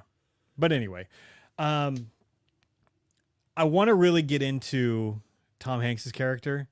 But before we do that, I want to take a kind of half sidebar, because as I'm watching the opening credits to this last time, I see that the movie is composed by Hans Zimmer, a guy whose name constantly seems to come up on this fucking podcast, by the way. And I went back, like I saw him, he was the composer of this. And so I started keying into the background soundtrack more than I would normally have. And again, he did a fucking fantastic job. He made, particularly if you rewatch the part Game 7 of the World Series. Now, I know you're a baseball guy, so baseball's always exciting to you. But to most human beings who just sit there and try to watch a baseball game, like just watch one person's at bat. It's like, okay, and he throws. And a ball. Okay, he's going to go back and throw again. Oh, I think that one was a strike. They made it very, very exciting with the musical score and the cuts and everything in that World Series. It would be nice if they had a musical overlay for every baseball. Like real baseball? That would be fucking fantastic. Like, I think definitely more people would tune in and watch it on television. But yeah, I see and I'm not discrediting the athleticism and everything that's on display there. Like, I understand. I 100% know what you're talking But about. somebody who's not a baseball person, that's tough to watch. And they made baseball in general seem very exciting. And especially in that Game 7 of the World Series with Hans Zimmer's score behind it, it was fantastic. And I started thinking about it, and I pulled up one of his playlists on Apple Music today. And the dude is fucking phenomenal. He has done so much good shit. I'm to the point now where I think he's probably the second best composer in Hollywood, bar none, at this point. It's a bold statement. I mean, we all know who number one is. Like, number one will never Obviously. change. Obviously. But Hans Zimmer's really fucking good, and he's done some really, really good shit. I was really focusing on the track he did for Inception. It's a track called Time. Go back and listen to that. Like, Hans Zimmer will really create a mood with his music, and you can listen to it outside of the movie. John Williams is tough because as brilliant as he is, I feel like a lot of the times his music is just too associated with the movie that he composed it for. You know, you can never listen to... You hear that? That weird kind of like revving up sound. Yeah, what was that? I don't know. Weird. Now it's dying down. Like, are we preparing for liftoff? What is getting ready to happen? Yeah, that here? was fucking weird. Anybody else hear that? Yeah. But anyway, you know, like John Williams, like his music is closely associated with whatever movie he composed that for. And, you know, you hear a piece, and at least for me, as brilliant as the music is, I'll still think about that scene from whichever movie it comes from. Whereas Hans Zimmer, like, I don't think he's like that. It's like you can listen to his stuff by itself and kind of disassociate it from the movie because he creates all these different like moods and emotions with his music. And yeah, but is that something about? Is that saying something about the composer or more something about the movie? Like, is the that's a good point because like he's composed for some movies that are just. Nyeh. I feel like I don't know. I understand what you're saying, but at the same time, you're. You know, Danny Elfman, right? Think about all the stuff that Danny Elfman has done. And he's done some decent stuff. You know, busting his balls notwithstanding, but he's done good stuff. You know, if the music that you're doing is associated with the story that you're telling, like that's what classical music is. It's supposed to be like, you know, if you're doing like some like operatic, like entire production, right? You want the music to be a part of the story. Like without the music, the story is nothing. Right. Like you don't necessarily want the music to stand on its own. You want the music to be telling the story. That's fair.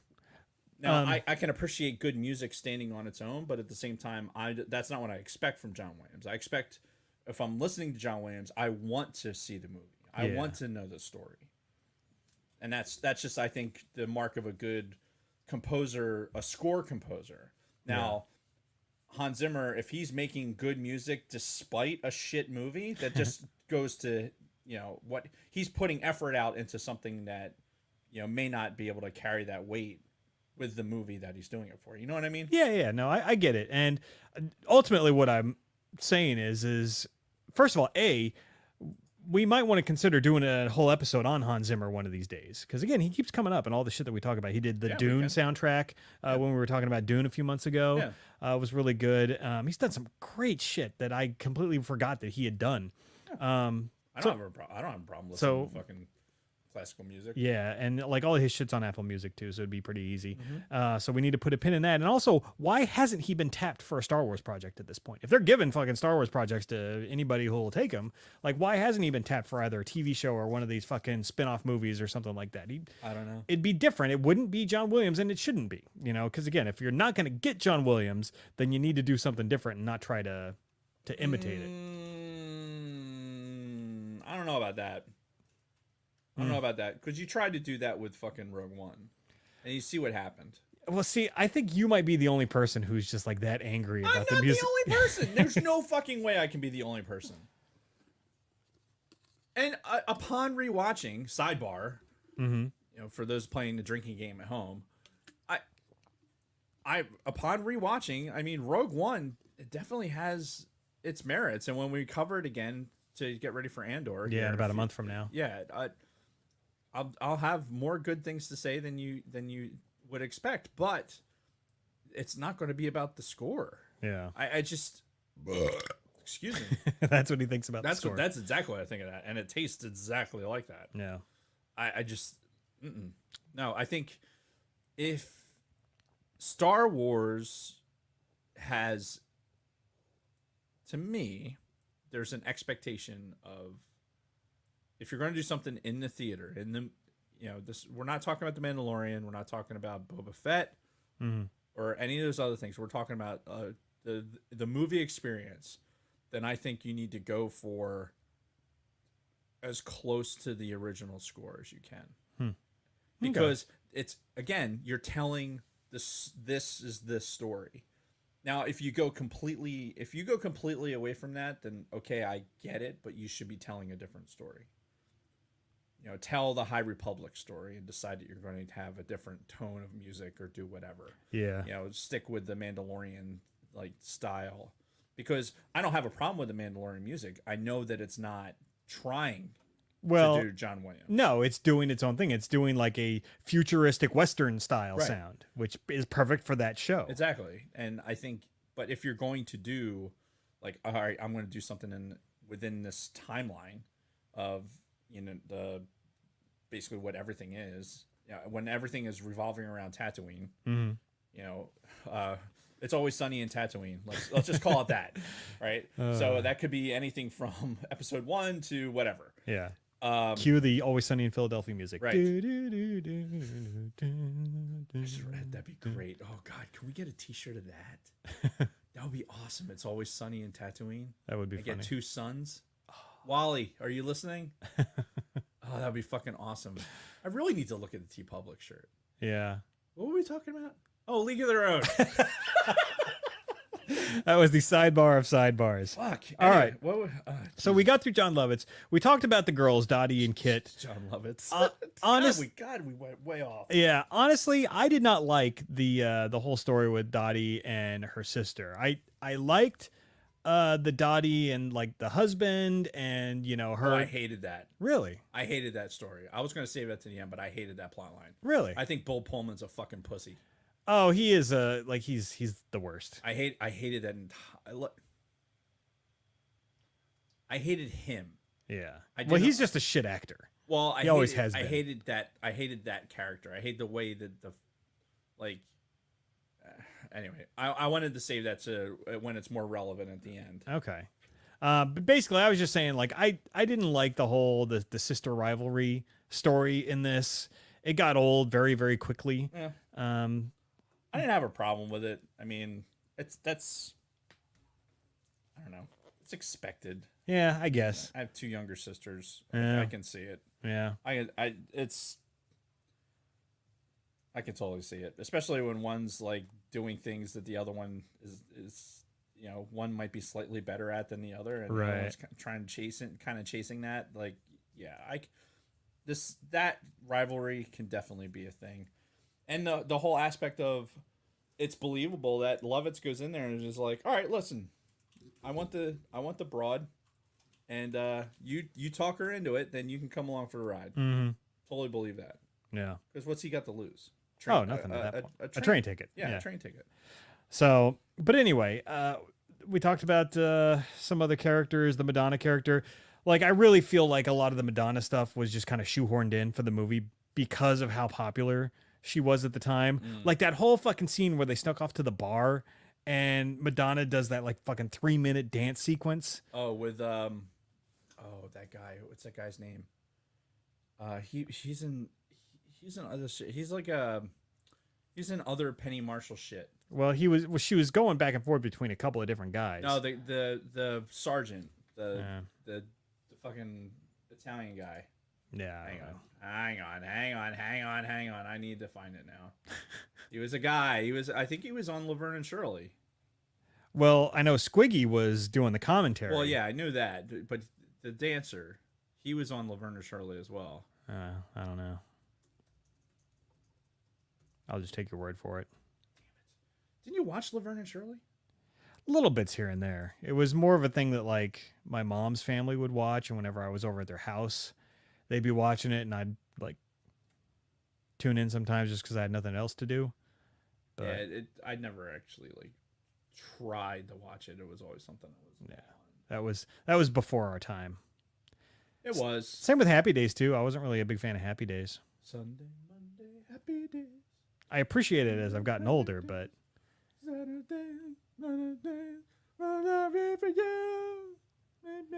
and there was actually an episode where a guy literally jumped over a shark, and it was the best one. Did you find it yet? Because I'd really No. like to move on from this Go fucking. ahead, move on. I'll find it and then I'll interrupt you later. But the thing that I really wanted to talk about was Tom Hanks's character in this. Oh, dude. Jimmy Dugan. He was based off of a couple of different baseball players who all kind of like drank themselves out of the league Yep. when they were at the height of their careers. And, it's kind of a tragic story, but, he starts off as just this like fucking just worthless fucking drunk and Carmine. oh, Carmine. He was one of the guys she was dancing with? Yeah, he was the guy. He was that guy. Oh, I didn't even notice. Yes. Oh, okay. Anyway, so yeah, Tom Hanks. Yeah, supporting role in this. Like this was 92, so he was getting big. Like he wasn't like in the fucking stratosphere like he, later became, but he was pretty fucking big at this point and took the supporting role. Not the star of the movie, but he turned out one of the better performances I think of his entire career. As you see the transition from this just kind of like worthless fucking ex-ball player who was given one last chance and was about to fucking squander it until something clicked and he eventually started coming around and warming up to the girls and everything. Oh, it was Gina Davis.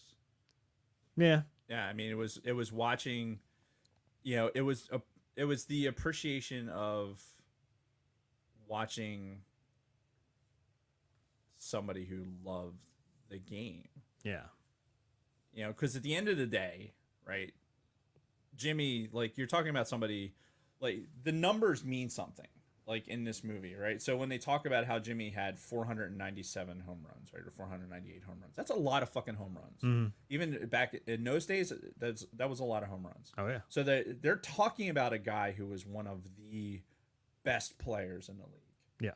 So it's not a little thing. So you're talking about somebody who obviously loved the game, and just because of his habits, it just got away from him, right?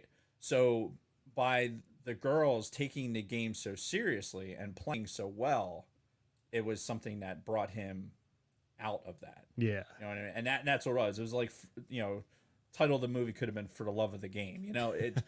It's really that story about somebody like Gina Davis anchoring, being the best player in the league and anchoring everything to drag him out of the fucking, the ditch that he had been constantly driving himself into, and then lighting it on fire, apparently. Right. Yeah, but they had some good moments with him. Like early on, he had the good comedic moments as the drunk version of him with the longest pee moment. Oh, that's great. I mean, I do that every time. Every time I go out here, it's like when I have to pee during the show breaks. In my brain, it's like that's good peeing. Yeah. That's and then of course the kissing the lady on the bus, right, and all those moments. But I think he really started to shine after he started actually acting like the coach. I think he had some really great moments as the coach of the game, because now he's acting like a coach should. Like he's fucking riding these girls, he's being hard on them, and then you get the no crying in baseball scene that everybody knows. But well, why don't we play that scene really quick? Do you think we should? Sure. Let's do it. Yeah, we're just gonna hear the audio, so hopefully this doesn't get us kicked off of YouTube. Just playing an audio clip, but let's just see what how he starts acting as an actual baseball coach. You can hear it, right? Yeah.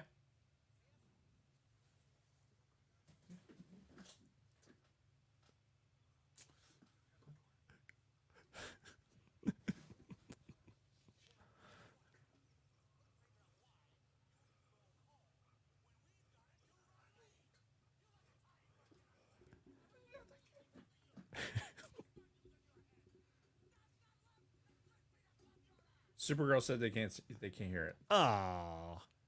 You really can't hear it? Why can't I hear it? Well, your headphones are plugged into the thing, but I thought it was set up so if we ever played audio that it would go right through. Oh well. That's a shame. Sad face. There's got to be a way. Yeah. Make it a drop on the board. Yeah. Oh well. Anyway, we were talking he was playing the sequence for the had it's a lump 3 feet above his Well, head. yeah, where he calls her over and he's like, "Evelyn, what team do you play for?" Well, you have it. It's a YouTube thing, right? Yeah. Oh no, it still won't do the audio. What's happening? Who's vibrating? I don't know. Probably somebody telling us we're fucking up. No, but he's acting like a sports coach does. Like I played a sports for a few years in high school. And some of those guys took the shit really seriously. I've watched enough professional sports to see how fucking animated these coaches get in these professional sports. And you know, he's basically just doing that. He's getting on her. He's like, what team do you play for? Yeah. And she's like, well, I'm a Peach. Okay, well, I was just wondering. You know, and he's fucking riding her like a coach would, but different personalities and whatnot. He gets the response that he gets, and then of course we get the no crying in baseball. And then of course he has the best fucking line in this whole sequence that I think gets overlooked is when he's talking about his old coach. My old coach, he called me a walking pile of dog shit. And that's when my parents had driven down to watch me play the game. From Oregon to watch me play the game. Did I cry? No. No. You know why? Because there's no crying in baseball. Like, I thought that line was fucking great, you know, talking about his coach, calling him a walking pile of shit. And then the umpire coming over and saying, you know, good rule of thumb. Train. Train. Yeah. Like, why did that surprise me? Good rule of thumb. Yeah, treat these girls like you would, you know, talk to them like you would talk to your mom. And then he, you know, turns around and then Hanks is like, you know, anyone tell you you look like a penis with that hat on? And he's like, you're out of here. Like, what? Yeah. Yeah, it was fucking great. Another scene that I thought was fucking great, it's a shame they can't hear it, is when like they're on the bus. This is as they're going to the World Series, I think.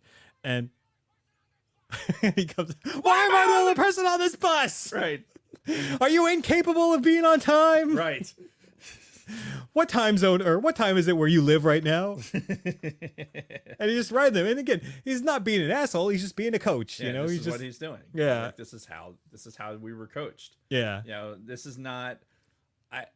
This is how I coached. Mhm. Like I mean, maybe I wasn't quite as vociferous, but I mean, I was definitely like, no, I'm going to be hard on you. Yeah. Like this is not participation awards. This is not like, oh, that's okay. You know, just you come in the dugout and sit down. It's like if you fucked up, you fucked up. Yeah. Like you're gonna learn. This is a learning experience. Like the entire reason that we're doing this is not for you to have fun. All right, so it's not. Yes, you're supposed to have fun. Mm. I guess. Maybe. Well, I can recall never having fun when I was playing sports back in the day. So it was just a lot of pressure, a lot of anger. Yeah, and it was a lot like, okay, go, do this. And you know what was fun? Winning. Yeah. Winning was fun. Yeah. The aftermath of winning was fun because then it was like you had won. So things were jovial and fucking, it's a celebration, bitches. Yep. Right? Then when you lost, it was nuclear devastation. It was fucking awful. Yeah. So you didn't want to lose. You wanted to win because losing, that was terrible. Like, I don't want to do that again. I want to win. Yeah. So then winning now becomes paramount. And when you like, so playing, we grew up in this mentality. It was like, no, I'm not playing baseball to have, I'm not going golfing. Right. It's taken me, I started playing, this is so funny. Last week I played golf with John. Right. Uh-huh. And I'm finally, I started playing golf when I was 8 years old. Right. I'm 46 now. Mm-hmm. Right. So that's what, 38 years. Yeah. 38 years. 36. 30. No. 38. We'll go 38. Math. Let's just call it 38 years. Yeah. 38 years of swinging at a golf club. Mm-hmm. Right. And I'm finally at a point where I can just go out and just hit the golf ball, enjoy my swing. Whatever happens. Don't give a shit. Just go and fucking do it. Just enjoy myself. But for the past 38 years, every time I got on the fucking golf course, in my head, it was me versus the fucking either the other guy or the fucking golf course or whatever. It was the competition. Mm-hmm. Like, this is not a game. This is not about having fun. This is about winning. Right. Like, I'll have fun when I win. Yeah. That's when the fun happens. And that's just how I see it. And that's the drive that makes winners. Mm-hmm. Like participation trophies don't fucking make winners. No. Sorry, it doesn't happen. Sorry if I don't think that your coach is gonna fucking go play in the major leagues, right? Oh wow, look, your 10-year-old can fucking throw a ball from third to first. That's great. You know what? They're not gonna sign him to a major league contract because you can do that on a fucking 45-foot field. Mm-hmm. Wow. You know what? You know what you shouldn't do? You should not put your kid in fucking year-round baseball because you think they're going to go pro because they're at fucking 10, 11 years old. They're going to hate playing baseball by the end of that. I believe it. They're going to hate it. So where's the fun in that? It's these helicopter parents, man. I see it all the time. I don't get it. But anyway, getting back to Tom Hanks really quick, because we're talking about how he's like this hard ass coach, but again, he's doing it for the right reasons now, as opposed to the beginning where he didn't give a fuck. But you see his character kind of coming full circle, especially when in the World Series where Evelyn misses the cutoff man again, and he has this newfound moment where he's like, come here, he's like. Mm-hmm. You can see the frustration, but he's like trying, like, you're still missing the cutoff man. And then she does it twice. She hits the cutoff twice in that game. Yeah. That's something I'd like you to work on before next season. Okay, Jimmy. So I love that character arc where he realizes, maybe just screaming at her right there isn't the best way to get her motivated, but you can see that's all he wants to do, but instead he's like fighting to just something I want you to work on before next season. Anyway, I could talk. I literally could do an entire podcast, like season, on coaching. Yeah, and how. Anyway, let's not go there. Yeah. For the love of the game. You play to win the game. I will quote Herman Edwards. I didn't write much in the way of notes for this movie. It's mostly quotables. I mean, really, that's what it comes down to. And I had it like Tom Hanks is fucking gold. John Lovitz also gold. Right. I wrote how the old versions of the women was very off-putting, especially when they dubbed in the Gina Davis voice. Yeah, I didn't like anything with the old ladies. I didn't mind the Madonna stuff. I didn't mind the singing. I mean, I'm sure it happened. Like, I'm sure they were like, "Oh, we're on a bus. Let's create songs. We're gonna create songs now. Like, gather up, hear the call." Like, I just okay. All right. It's fine. Mm-hmm. It's fine. Do your thing. I'm okay. I'm just gonna put my Legos together and you sing your songs. Yeah. Do whatever. Bring your fucking kid along. Whatever. I had the same when Tom Hanks is standing there and she's like, my husband said that I can't leave him at home anymore, so I have to take him on the road with me. She that broad really reminds me of fucking what's her face shit. From All in the Family.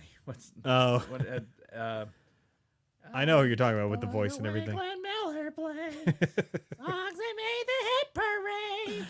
Boy, you do that voice really good. I love that sound. Those were the days. Bong. And you knew who you were then. Girls were girls and men were men. What the fuck is her name? I don't know. God damn it. I know who you're talking about, but... Ethel. Is it Ethel? Was that the name of the actress or the character? No, the character. Oh, I don't know. It's fucking hot in here. The heat's making us crazy. Yeah, usually. I really, from the movie standpoint, like it. Once you got into the dream sequence, out of the old lady realm, and kind of the baseball was the baseball. I mean, whatever. It is what it is. Like, yeah, I can't. Edith, they're Edith. That's it. That's what it was. Edith. Thank you. Thank thank you. Thank God I can read. Oh, thank you. Archie. Yeah, you would think I'd remember Edith. Archie Bunker. I know what you're talking about. I remember that intro. I never cared for the show or anything. It's just the voice. It's the voice of that's that voice that's in my head. For those I just people. remember the end of that song where he said, "Those were the days." Yeah, where she's like screaming. It's like Jesus. Yes. So anyway, what I was saying about the movie overall, I love this movie. I've always enjoyed it.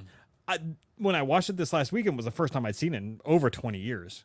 Probably. Oh wow, really? Yeah, I can't remember the last time I'd seen it before then. I think I saw it. I watched it during the pandemic, actually. Oh, did you? Yeah. Oh, okay. Yeah, I watched it during the pandemic. It was just one of those things that was like, it kind of came up. Yeah. Like I said, I'll probably go through my rotation of baseball movies like every few years. Like I'll try and watch Natural like every few years just because I just really like that movie. Yeah. It's such a great story. Field of Dreams doesn't really do it for me like it does for a lot of people. I know a lot of people like really love that movie. Oh, I know. It's fine. It's fine. It presents baseball in a really interesting way. But it's just too much fucking family farm bullshit in it. Yeah. It's too fucking touchy feely. Whereas The Natural is more about some fucking dude that's out partying, fucking she gets shot by this broad and fucking, it's just way more interesting. And it's more of a life of a ball player, because honestly, Thunder? Maybe.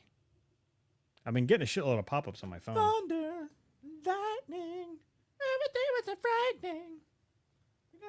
Yeah. Lightning strike within 10 miles. Onward, baby. I don't know what. What? What are you singing over there? I don't know. It's the heat, man. It's the heat. Yeah. What was I going to say about the movie? No.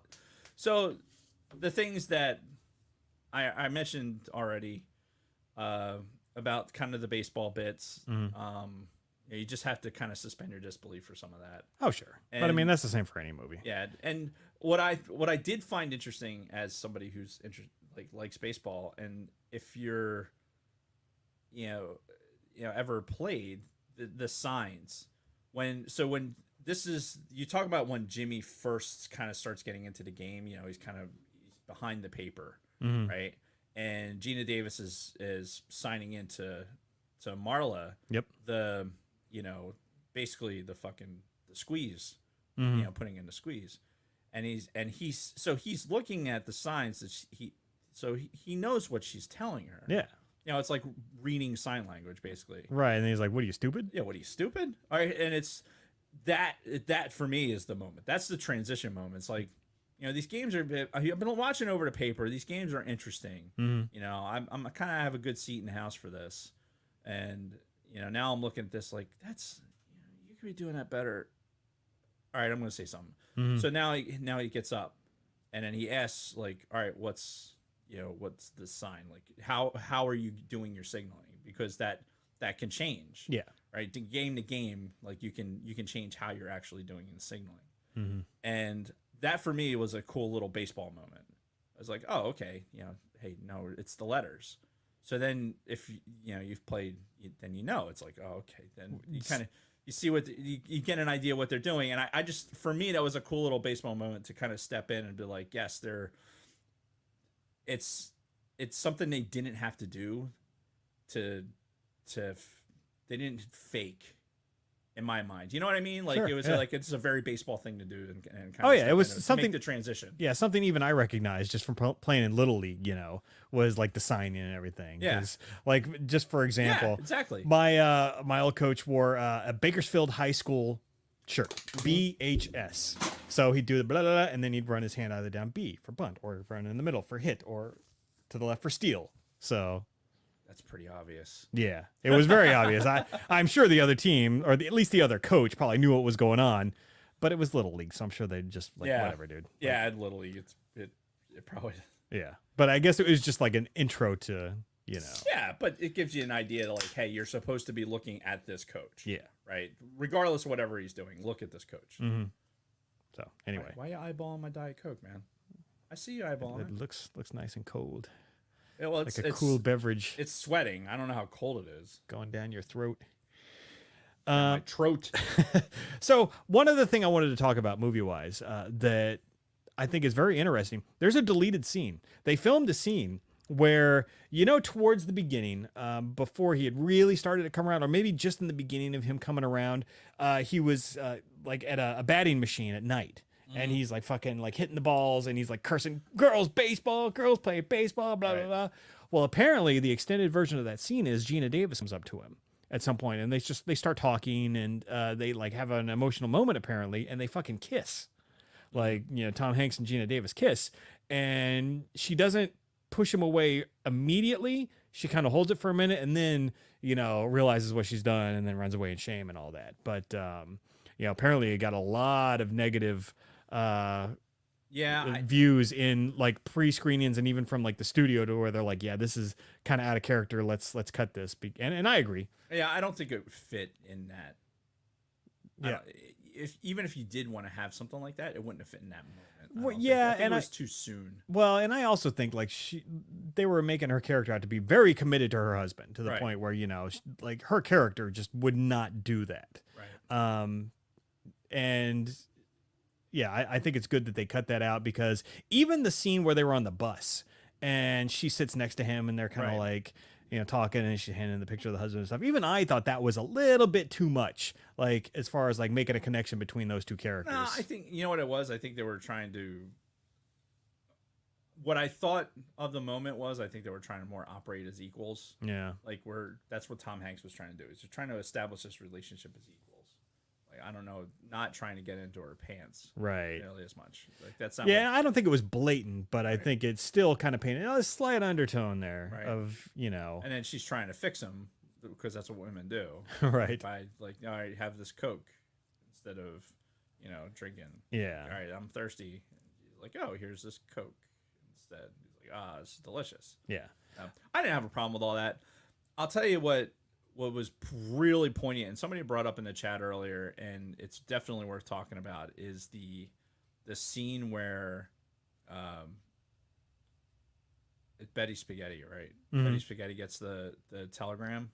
Oh yeah. With her husband. Yeah. Because all this World War II stuff that I've been kind of like enveloping myself with recently. Which I got a sidebar for that later, but the idea of, okay, they're out there, they're doing their thing, their husbands are away, you know, this is kind of how this is taking them, kind of giving them something to think about besides the fact that their husbands are, you know, not responding to letters and potentially fucking getting killed, but with that possibility always being out there that you know, at any moment somebody can show up with a fucking telegram, your husband's dead. Yep. And then when it's happening in there, like, telegram guy shows up and everyone's just like, what the fuck? Mm-hmm. Oh shit. And, you know, then Jimmy intercepting the telegram from the guy. And who was a fucking idiot. Just an absolute fucking douchebag. That dude should have had a baseball bat shoved up his fucking ass sideways. Mm-hmm. Like, that dude, he would not have walked out of there. Yeah. Honestly. Yeah, a different movie, Jimmy would have beat the fuck out of him before. If Joe Pesci was the fucking coach, that dude would have fucking not walked out of that room. He'd be in a bloody mess on the floor. Yeah. But yeah, it's just it's a very, hey, this is the point of the movie to remind you that this is about World War II. Right. Yeah, because you kind of forget about that as you get, you know, going like an hour into the movie. Yep. And then it's that fucking, that cruel reality, that reminder that. Yeah, because you have, like, it's funny too, because I guess if you're watching it now, maybe young people are watching it, because the movie does hold up pretty good. I'd say so. I mean, well, with one exception, but we'll get to that. Yeah. You have all these guys in uniform, right? Like, and you would think, like, why these guys in stadiums in uniform and stuff like that? You got to remember, when you were on shore leave in those days, like, you didn't have clothes. Yeah. Right. It was like, all right, here's your pass. Here's your 3-day pass, whatever. Fucking go. And most of the time, you're be in uniform when you're out there. We were just talking about John and I were just talking about this at my grandmother's repast after the funeral, because we had all these pictures, and it was all a lot of pictures of her and my grandfather and her in uniform, and just in random places. And it's because if he was on leave or she was on leave, like they were in uniform while they were on leave. Yeah, and I mean, I don't know what it was like back then. I would imagine it was very similar, if not like amplified. But I can tell you the time that I went to a Jets football game in uniform, because we did the flag ceremony at halftime, like walking through the parking lot, people were just like, hey, they were like handing me food and beers and everything. And like everybody was trying to give us everything that they could. And they were so happy to see us and have us there. And it was, you got treated a lot differently in uniform. Yeah. Yeah. It probably, I don't know if it was as prolific, but you're talking about what was it? It was, I think, 4 million Americans, Something like I that. want to say, that were drafted. Yeah. Sidebar, real quick. General Shinobi in the chat mentioned that we need to do Casino, a great Joe Pesci movie. Also, Robert De Niro was in that. Yeah. And I would love to, but you know what I would rather do before we do that? I'd like to get to that, but Goodfellas? no. I just watched Heat again recently. Oh, yeah, that's a good movie. Dude, you talk about a brilliant fucking movie. It's a good movie. Love that fucking movie. It's like free on YouTube right now. Is it really? So yeah, I turned it on one day and I just like kept watching, and then in 2.5 hours later, I just finished watching the whole fucking movie. I'm like, God, what a movie. But yeah, Casino was great too. So, and they came out around the same time too, both in the mid 90s. So, but yes, we will get to all kinds of movies like that. Did you lose something? Yes. What did you lose? Hang on, I'll tell you. Oh boy. In a second. But you know what we need to do? If we ever do Heat, Damn it. we need to like open the show with the coffee shop scene. Yes. Like Yes, one absolutely. of us be Pacino, one of us be De Niro. And Absolutely. you looking to become a penologist? You looking to go back? You must have worked some dipshit crews.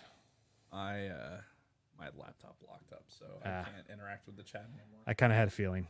Yeah, it's hot in here. It is hot. But But we're almost done with the movie. I have to pee. Oh, so should we take a quick break then? Yeah, I was looking for All right. the sign. I was going to click the Well, button, hit the but now sign's the right. button's frozen. So Say, I saw the sign and it opened up my eyes. Ah, That's a little preview because we're doing the music in 94 in a couple weeks. So, 94. 94. So, all right. Dave has to pee. What's with the light? Okay, there we go. So Dave has to pee. We're going to take a very quick break and then finish up A League of Their Own after this very quick word from our sponsors. It's a lot brighter outside than I was expecting. Holy fuck, it's hot in here. Jesus Christ. All right. And De Niro in Hot looks heat. In Heat looks hot in Heat. Yeah. It was a great fucking movie. What else did I miss in the chat? I see Keith joined us, at least temporarily.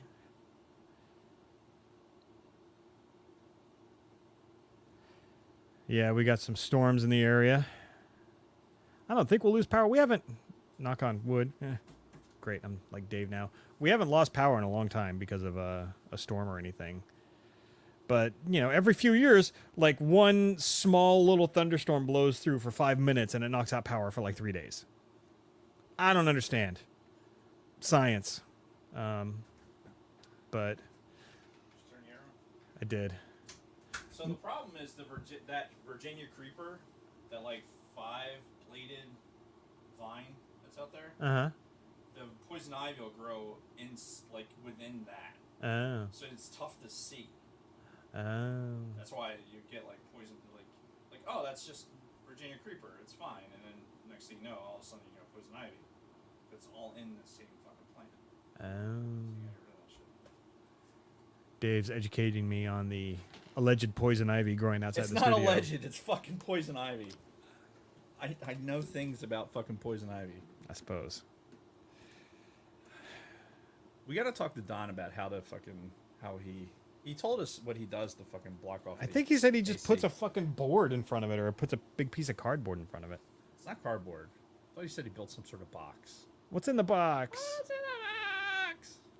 Oh, that was weird. We could just build a box.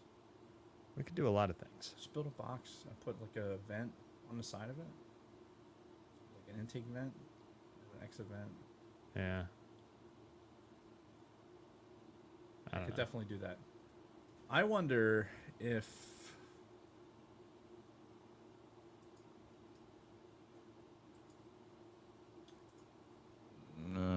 moo. You all right? Moo. I want to try and get my computer restarted. Wow, I'm really loud now. This is probably how I should be doing it. Yeah. Put away Glenn Miller blank. God.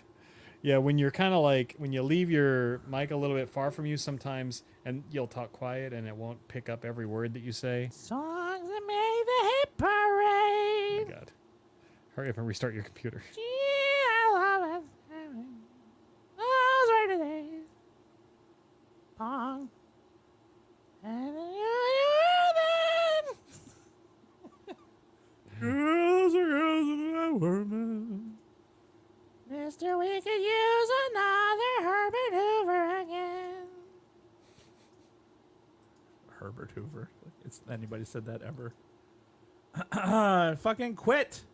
Quit, damn you. You fucking hooah. All right. Are you good? No. Ow. Did you at least restart your computer? No. Then what are you doing? Giant hunk of metal on my ass. I can't restart my computer from here. Hang on. Killing me, Dave. Maybe it's restarting. Whatever what's funny is the screen is locked up on like me, and we're both looking at something like real serious. Uh-huh. I'm just looking at memes on my phone. Is it restarting? I don't know if it is or not. You completely dropped from the stream. Your video did.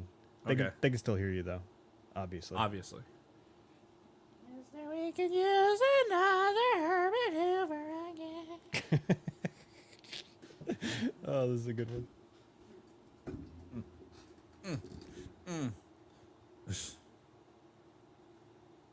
I'm an asparagus.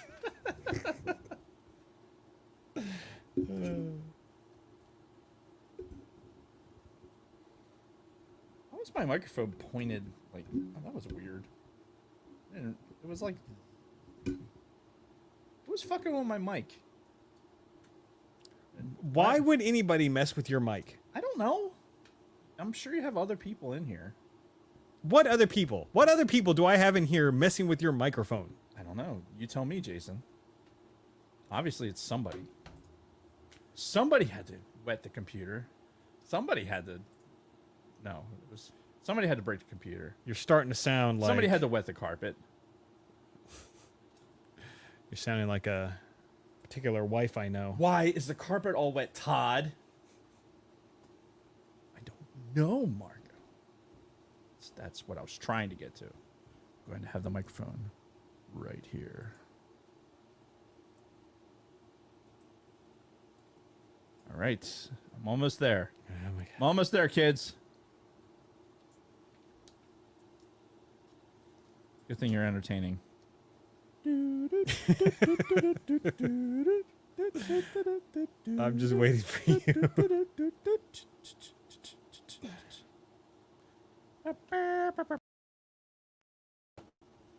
And he's back. Hey! Hey! Jennifer Lopez.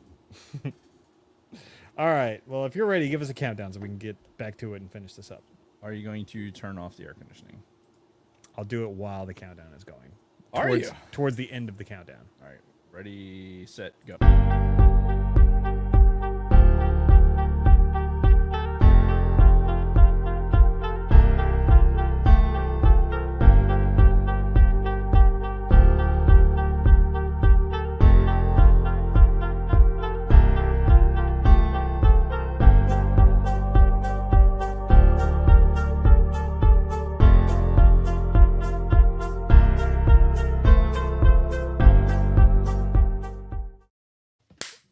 we're back. So, final thoughts on A League of Their Own. Any last words? I know we kind of skipped around a bunch. I didn't write a lot of notes as I watched the movie this time, so I didn't have like a scene by scene breakdown this time. It was just more. It's a good baseball movie. It's fun. It's Rosie O'Donnell not being too terribly annoying.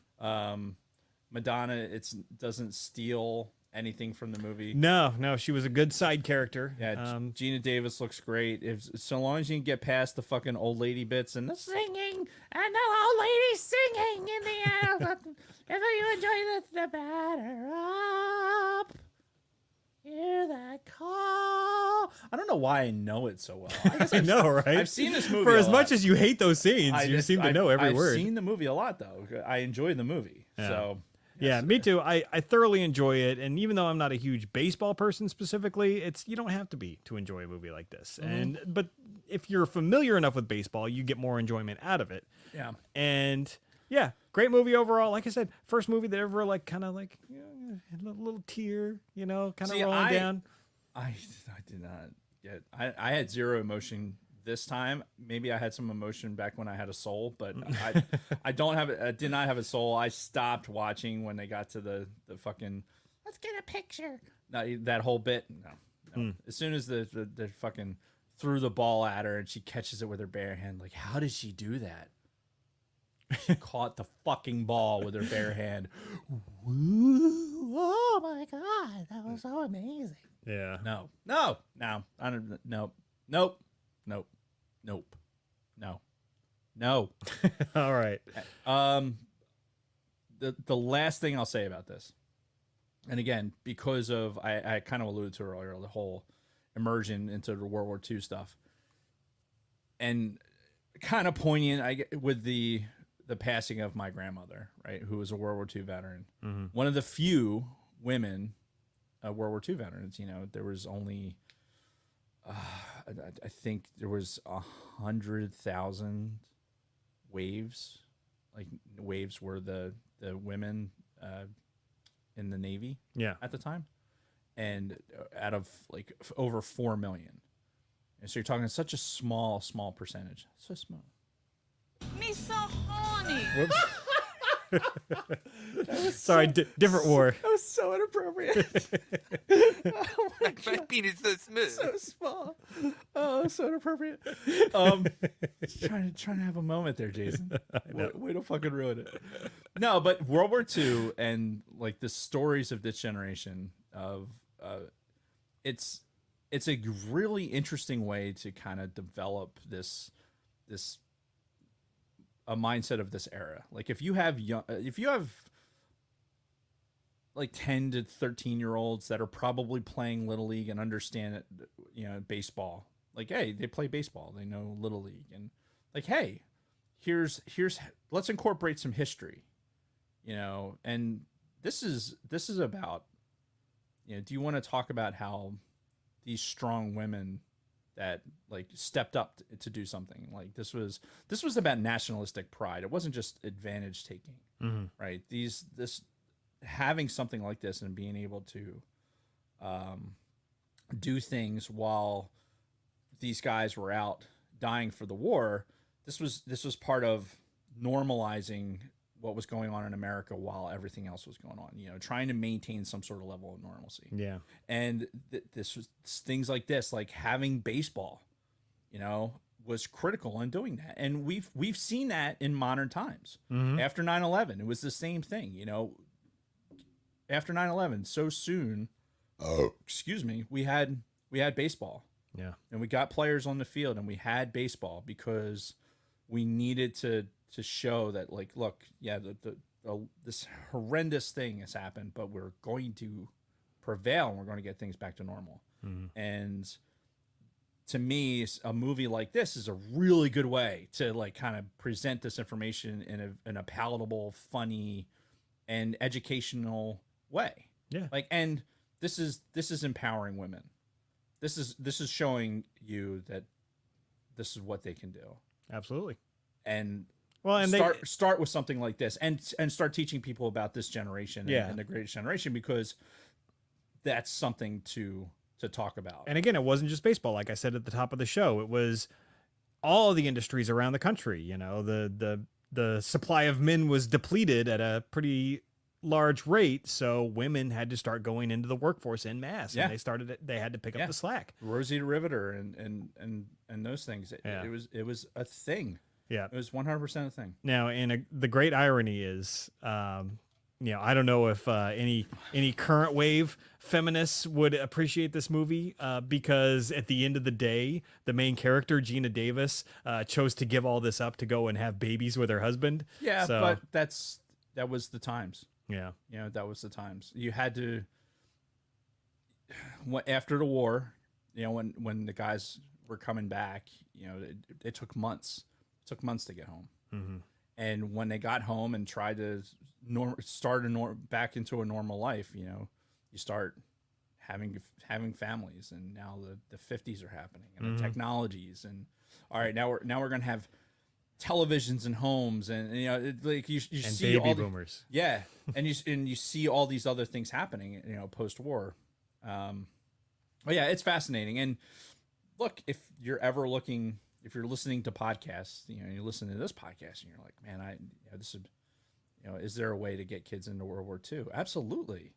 Absolutely. It's not always about just fucking D-Day, Yeah. you know, Omaha Beach shit, you know, things like that. If you're worried about the warmongering, it's like, hey, this is what it was. This is the I mean, things that's the that- reality. That's what was going on, Right. whether you liked it or not. Facts. And you know, But this here's- whole event was a pivotal moment in the entire history of the world, Right. Let alone our country. Yeah. And even having been over in England as they celebrated Memorial Day made that even more poignant than I could even have imagined. But yeah, anyway, that's all I wanted to say. Just like, especially based on the little speech I gave it on Friday about, you know, my grandmother and all that good stuff. But yeah, that's all I have for this movie. Watch it. It's enjoyable. Yeah, worth it, and still holds up today. Though Except for that part. So what part are you talking about? which part? You said there's a part that doesn't really hold up today. Oh, the feminist thing. that I Oh mentioned. yeah. They'd all with their like spiky pink hair and their piercings in every part of their face. They'd be like, she went to go have babies. Yeah. I just, you know, those who ignore history are doomed to repeat it. Indeed. So anyway, there was one spin-off series after this was done. They made a TV show about A League of Their Own in the early 90s, like within a couple of years of this movie coming out. It was pretty shit. I remember watching a couple episodes and thinking, this is stupid, it's pointless. I never watched it. Yeah. Basically, they already shit canned like the whole canon because they made Dottie come back for subsequent seasons of the fucking baseball league. So, which completely negated what that line at the end of the movie where she only played one season. you know? Right. So it's like, ugh, whatever. And now they're coming out with a new show. I saw the trailer for it. Not interested. But yeah, there's a new show. I think it's on Netflix or Prime or something. It's like, whatever. Everything old is new again. Yeah, but yeah, no interest in that myself. Maybe it'll spark people's interest in the original movie. I don't know, but Sidebar: did I mention that when Kathy and I were in Ireland that we stumbled onto a Netflix set? no. Yeah. So we were it was our last full day, and we decided to not travel very far. We just went north of Ireland to Howth, and there's a castle there. And we're like, all right, here's a castle, the last castle of the trip, right? Mm-hmm. And we pull up on it, and as we're driving, like you had to drive past the castle, and there was like a golf course down that way. And as we're driving past the castle, there's like catering trucks and like, you know, nuns walking all over the place, like, you know, obviously dressed as nuns. Yeah. And like you see green screens kind of laid out on some parts of the castle, and you see like big panels, and you're like, what the fuck? Right. So it kind of turned around and you know, parked on the side of the road. And Kathy's like, what are you doing? I was like, oh, we're going to walk around. Like, they let us drive all the way the fuck up there. So we might as well just go walk up. Yeah. And because you couldn't stop people from going to the golf course. So people were driving through all the time. Yeah. And, you know, we just fucking were walking around. And yeah, it was, I for the life of me, Kathy and I were talking about the other day, the name of the show, we stopped somebody that was walking by, right? And we're like, hey, what's going on? And they're like, oh, they're taping this blah blah blah. That it's like, I don't know, it began with a B. We think it was by the Obama. It was one of the Obama production studios Netflix series. That should help somebody on find it on Google. And they're like, she's like, yeah, it's a Netflix series that we're doing. And I was like, oh wow, that's pretty cool. She's like, no, it's absolute shit. And she keeps walking, and we're like, oh, that's fucking brilliant. That's absolutely fucking brilliant. She's obviously a grip or something like that. Like, it's just like, oh my god, that's fucking awesome. And you had all like, you see the nuns are walking around, the extras, and people are just kind of sitting off the side eating lunch because obviously like their lunch break or some union lunch break or whatever. And then you drive down the road a little bit, and it's like they got parking for extras and crew vans and shit like that. It was just like, oh, this is actually pretty cool. That's funny that whoever this person wasn't towing the company line. Nope, It's like, absolutely nope, not. It's shit. It's shit. It's absolute shit. It was brilliant. And we were very underwhelmed by the castle because at this point we were like, all right, this is not the most castliest castle that we've seen on this trip. And it's probably the one that they could get under their budget. Perhaps, or one that they could access enough where it was like, okay, it had because there was I don't know, I never actually researched the whole story on the castle, but it had some old, it had some old bunkering and stuff, and then it had some more modern things that were attached to it. So they probably could film in and out of it in more modern structures. Sure. So I don't know. Somebody will, period piece. Dave's walking around in modern clothes. That would be funny. What's funny is like we're walking by some of the potted plants, and they're obviously fake. Like we're looking at them, and they're like, that is the fakest fucking plant I've ever seen in my life. Like that's weird. Why is that there? And then you look, and it's like trying to hide some cabling. And you're like, oh, okay. And then you kind of look up, and there's like a break in where the castle is, and they got green screen material like up in there. So it was cool. It was cool to kind of like just stumble upon it. Yeah, see some of the behind the scenes. Yeah, and be told it was complete shit. So nice. So next week we're getting back to Chappelle's show. we are. You've been giving me the Heisman on that for the longest time. I have not. Yes, you have. I have not. We started off strong. We were doing like one Chappelle's every month or two. Nothing to do with And then stopping. every time I would suggest, oh, we should do some more Chappelle. You're like, I don't know. We got other stuff to do. We have had a lot of stuff to do. We have. still have Patreon fucking Bond movie to do. We do, and that'll probably be the end of September. Allegedly. What was I looking up? The Castle, Netflix, Obama Studios. Thank you. But yeah, so we're doing the final 3 episodes of Chappelle's Show Season 1 next week. So that'll be episodes, I think, like 10, 11, and 12. Some good ones in there, too. Some really good sketches in those. Yeah, so there is. I'm looking forward to talking about that. And we've got our whole release schedule pretty much mapped out through the end of fucking... Except for the shit we're going to change. Right, because we may swap out White Men Can't Jump for My Cousin Vinny. Sorry, Kelly. But that's just how we roll. Why were we doing I never understood why we I thought it was your idea. I thought it was your idea. No, I thought you wanted to do it. This is how we pick our show topics, people. Literally. Yeah. Quite literally. Yeah. But it's usually via text because one of us is at work. Right. Higher Ground Productions. Blah, blah, blah, blah, blah, blah, blah. He's doing it live. I am doing it live. Slaney in the pursuit of waffles and mochi. What the fuck? Waffles. No wonder it was shit. We're having waffles. If it's not Waffle House, it's crap. Facts. I love Waffle House. Yeah, so do I. There's nothing better put on top of a fucking good night of drinking. I like it for just breakfast, Well, but national parks. It's sidebarred me into some fucking random shit. Yeah. I give up. all right. So we're gonna close it out. Are we? Yeah, unless you have something else. Oh wait, We probably got all kinds of shit to do. Oh, we got reads and stuff, we don't we? got all kinds of fucking shit to do. All right, so I guess we should Do we know who's doing the read today? Is Oh, you know, we cannot deny Miss Lopez was on vacation. Oh, So yeah. she's gonna be coming out of her trailer. She's just getting back from her little eloping Right, I heard about with that. with Ben. So that's pretty interesting. Wondering what she'll have to say about that. Yeah. Yeah, I should have started this earlier. Hold on. Miss Lopez. Now, No? Miss Lopez, can you hear me? Go away.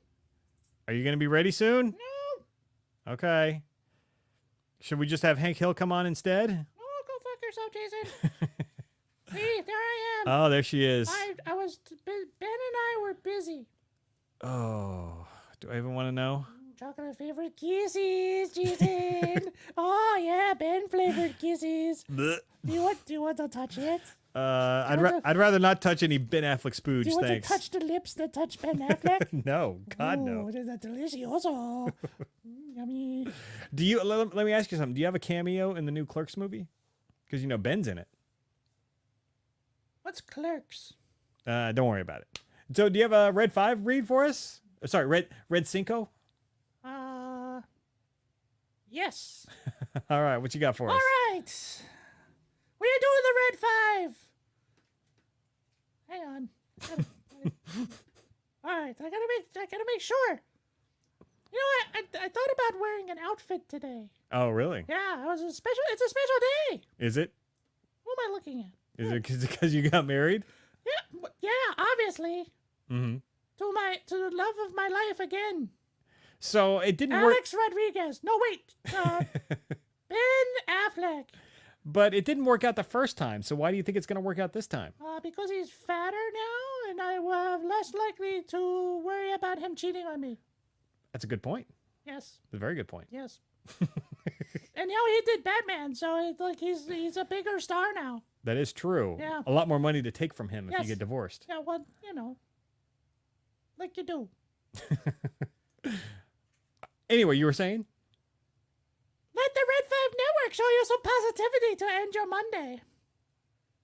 At 9:30 Eastern, Extra Techie completes his gaming quest in Undertale, streaming on both his Twitch and YouTube channels.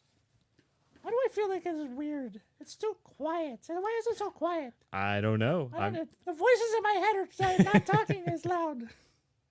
That's very weird. I don't know what's happening right now. Something is off. I don't know what's happening.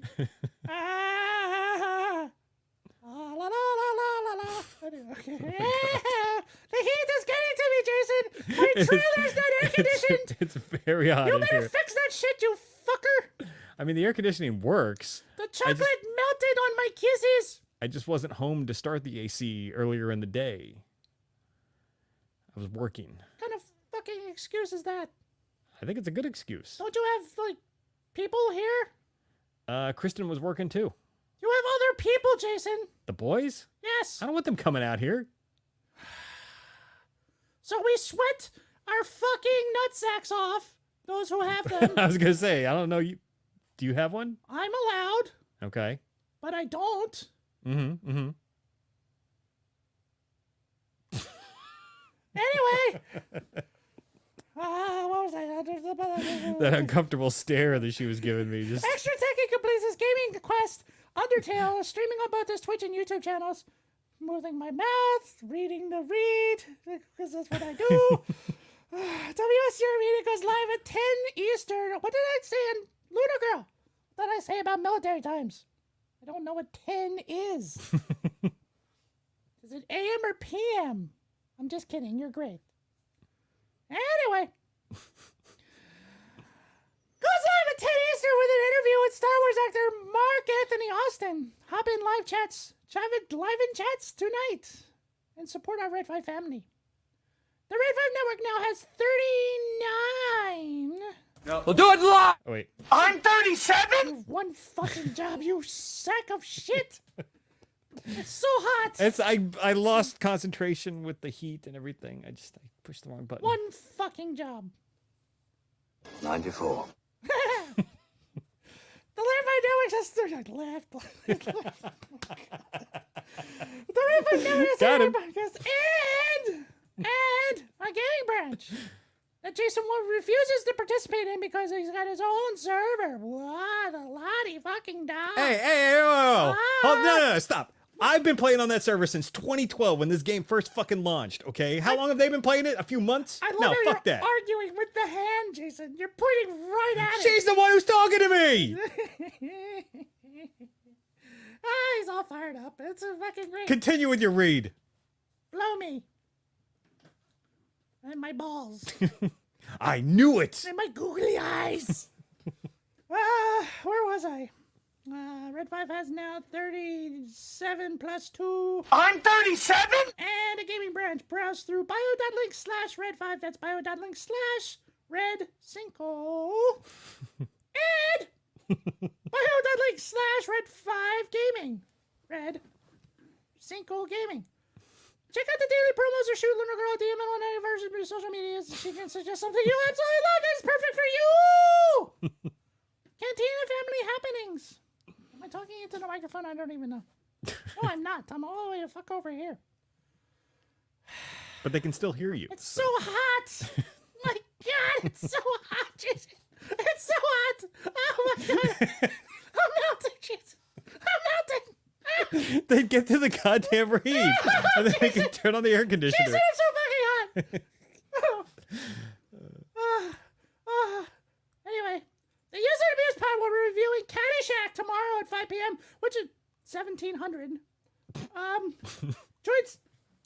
Join Scott and Kim in their live chat on YouTube and enjoy, which is appropriate because the Red 5 network will be at Murray's Caddyshack. Caddyshack Saturday the 23rd in Chicago for the Scarif Con. So I wonder if that was a coincidence that they picked Caddyshack to do this week. probably You think it was just a coincidence? just a coincidence. Okay. Carry on. On Wednesday, HSW The Escape Pod will be discussing Ms. Marvel. Ooh. Isn't that like a character in is that Mr. Belvedere's never mind, I lost it. I had a joke there. I had a joke about Mr. Belvedere and it was gone. It's one of the many Marvel shows I will probably never see. Remember Mr. Belvedere? I do remember that show. Yeah. Wasn't a huge fan, honestly. He was so hot. What?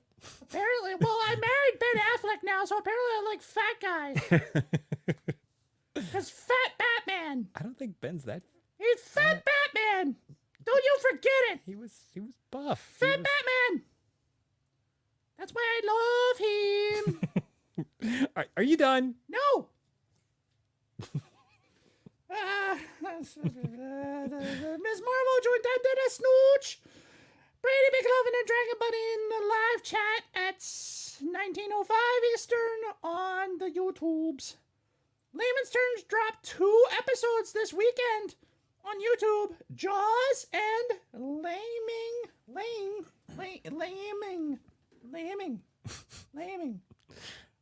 Are you having problems there? It's spelled wrong. Laming. Maybe it was Whoa, spelled. that was good. That was a good one. That was the same grill I was having in the back with a little bit of Ben Affleck. Oh, okay. Oh, Yeah, I bet you had some Ben Affleck burrito earlier. oh, Jason! Oh, you're so clever! Oh, that was so funny. Go fuck yourself, Jason. Jaws and laying down the packs. Laying down the packs. Be sure to subscribe, ding that bell, select all, receive notifications of his next releases, and all that good shit. Arjifetso did not release a new episode this past week. They were busy doing other shit that's not in the script. Stop doing that. Subscribe to them on Spotify and be notified of upcoming releases. Big Swede is in his own Sweetie world. He's working on stuff and then scrapping it and then working on other things and yada, yada, yada. Glue yourself to his updates at Swede Studios on Discords and Instagrams. And on the YouTubes. Look for YouTubes. He got a bike. He got a mountain bike. Oh, Yeah, he got himself a new bike. well, good for him. So Where does he get all this disposable income that he's got? he sells crack. Oh, okay. No, he doesn't. I'm just kidding. If you believe a hand with a fucking yarn wig on its head, then you're amazing. Anyway, Dandela Snooch and Lunar Girl have started a new podcast.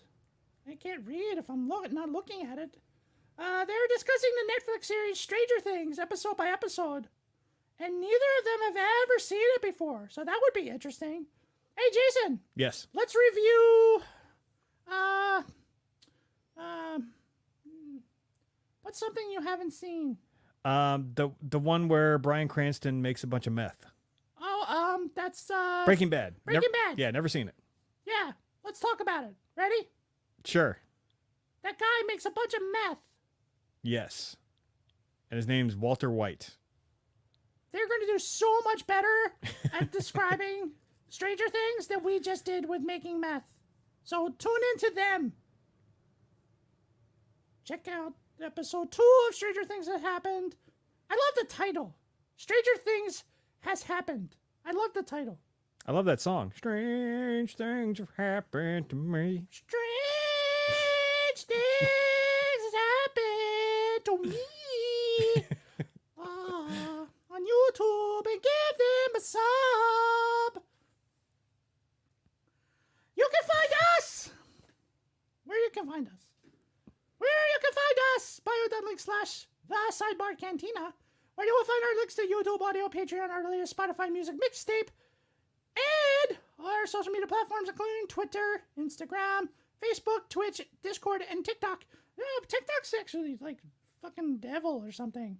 Yes. Apparently TikTok's really bad. Yes. It's basically the Chinese way of, well, never mind. We'll save those conspiracy theories for another day. I heard that TikTok is like no good. It's not. It's a good way to like, get chocolate flavored kisses. Maybe.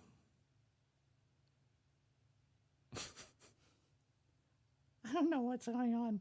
Anyway, also in our bio link is our TeePublic merch shop. If we could get Wally Frogmore to make a J-Lo t-shirt, that would be fucking phenomenal. That would be. That would be fucking amazing. I would buy like 5 of them. That would be the fucking best thing ever. I'd wear them every day. And then that guy, what did he come up with earlier with the fucking Tatooine and the It's Always Sunny in Tatooine. Oh, yeah, with the twin sons. It's Always Sunny in Tatooine. I love it. That's fucking great. We should totally fucking market that. I'll be your promoter. Well, no, I won't. I suck at that. Yeah, you're the talent. Yeah, I need somebody smart to do some shit like that. Anyway, we have t-shirts and hoodies in a wide variety of design, sizes, and colors. There are fuck, it's so hot. It's so hot, Jason. Jason, it's so hot. Oh my God. I know. Finish the read and then we'll turn on the air. Fuck you. It's your fault. Our side-by container face masks, tote bags, phone cases, and exclusive stickers and pins, just about anything you can imagine. Please take us with your merch on Lunar Sarah on socials. Reviews! While I was fucking off and doing all this bullshit, you could have been looking for reviews. Now we have to wait because you suck. You have one fucking job. What? Wait, what is my one fucking job? The soundboard or the looking up the reviews? Yes. That's 2 jobs. No, it's not. That would be more than. What is wrong with you? John Lovitz.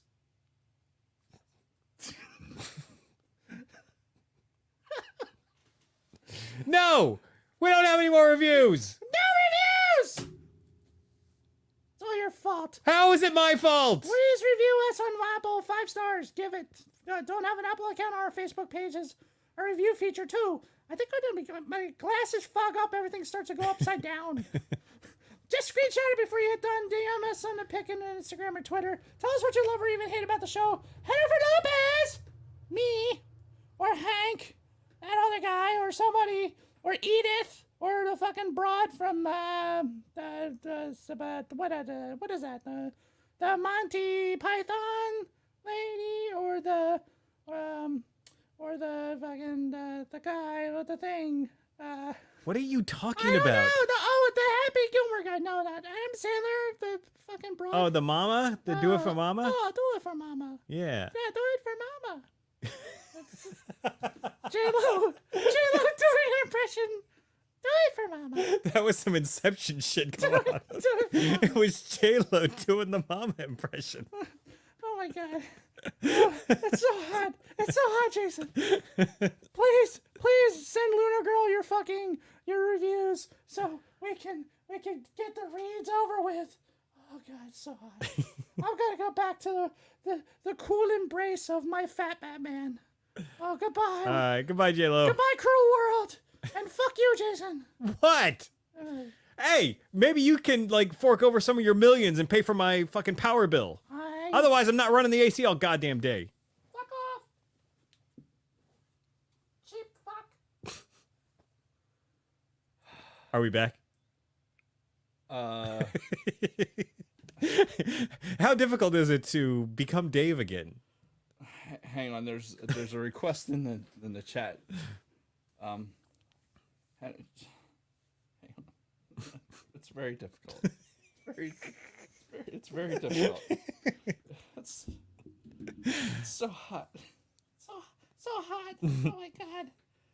I've been told I have to come out of the trailer and do a close up. What is happening? Hi, Lunar Girl. What would you like? Hello? Tell me what you want. It's so hot. Look at the googly eyes. Look at the googly eyes. So hot. Tell me when I'm done. This Swamp Pinky. Yeah, that's funny. That's good. See, that's all right. Am I done? I'm done. I'll go clean out my Swamp Pinky.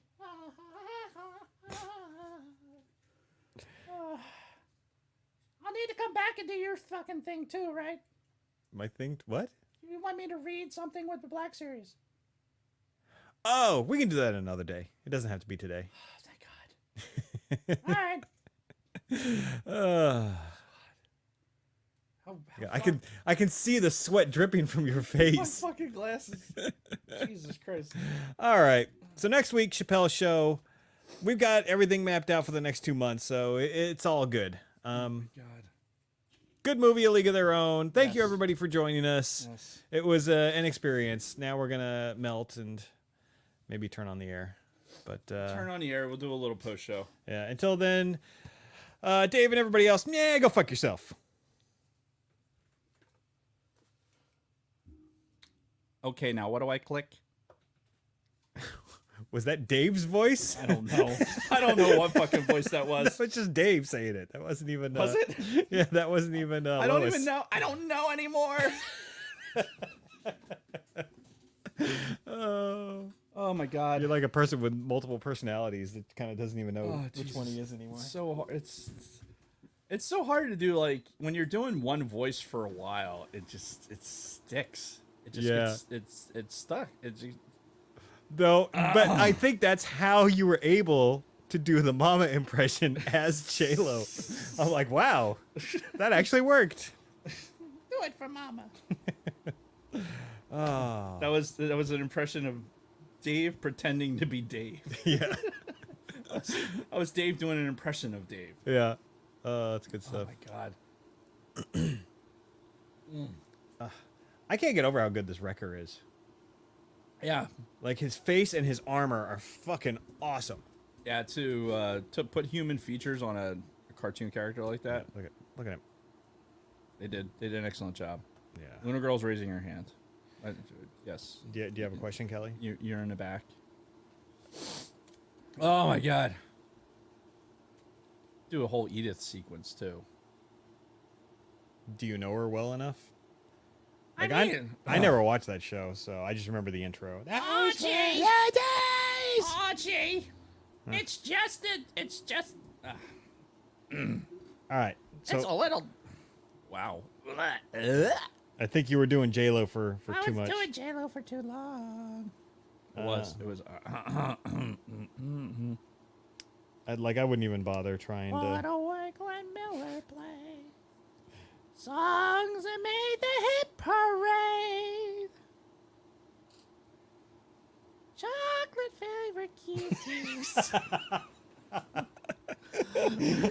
Ow, that actually hurt. Oh my god. Oh my god, that actually hurt. Oh, ow. Those were the days. All right, Hunter Black Series. Is he not even out yet? Well, Jason needs to get another wrecker so he can take him out and play with him. Wrecker? Tick? What the fuck? Is Sammy, jump in front of a fucking truck. What the fuck, Sammy? Hold on. Like, I think Hunter's already like out of print and like hard to get. God damn it. Well, Bad Batch has been out for like over a year, dude. Still, I didn't think that they'd be this hard to fucking find already. Hold on, I'm checking You've been eBay. out of the toy game for too long, man. I guess. Yeah, you're out of touch. You're out of touch. I'm out of touch. Lose my head when you're not Fuck. around. I'm gonna have to pay like $60 for him. No, wait a minute. Who's this? Oh no. Yeah. And you're not here, but you broke her. Yeah, they're fucking $60. Oh, I'm pretty sure Omega never said what the fuck. Oh. It definitely never said it as an older Italian man. Gotta be shitting me. Oh God. Yeah, I'd love to do a show where I have yeah. Here's your wife. You don't have to. No. I know that. but I I'm know that going- sensation. Yeah. I know that sensation. Okay, so they've got a 2-pack with Hunter and Crosshair for 140. Fucking hell. I know. Probably shouldn't be having this conversation online. Probably not. Probably not a good idea. Yeah. We all know that you're going to do this anyway, but I mean, Yeah. you don't necessarily have to publicize it quite so much. Yeah. Leave yourself open for, spears. Yeah. You're out. Fucking a loose one is 60. Jesus, Jones, What is a Lucy? Lucy. That's the. If it's loose, Mm-hmm. loosey goosey. Yep. Oh, you were making a joke. Yes. Oh. Spell show. Woohoo! Woohoo! I can't believe. You know who's like a. Do you remember Rich Little? That sounds familiar. He was an amazing impressionist, like from back in the early Johnny Carson days. Like he would be on, like when you were younger, he would be on the shows and doing the circuits, and he was the impressionist back in those days. Yeah, sounds familiar. I'm sure I'd recognize him if I saw him. And I don't remember who he would do specifically, but he was he was like one of those guys that would like drop into different voices and stuff. And that was like one of the early, like, I'd love to be able to turn on a different voice. Yeah. You know what I mean? It was kind of like when like Rich Little was that guy. Right. Oh man, that'd be fucking fun to be able to like talk like somebody different. Have you ever tried to do a different voice that wasn't an impression of something? Just try to do like a different voice?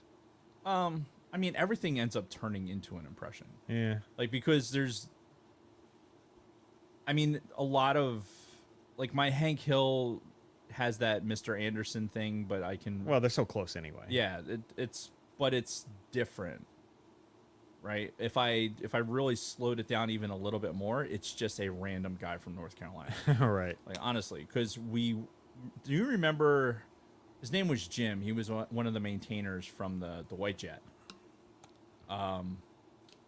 Before the Blue Suiters came in, he was one of the avionics contractors.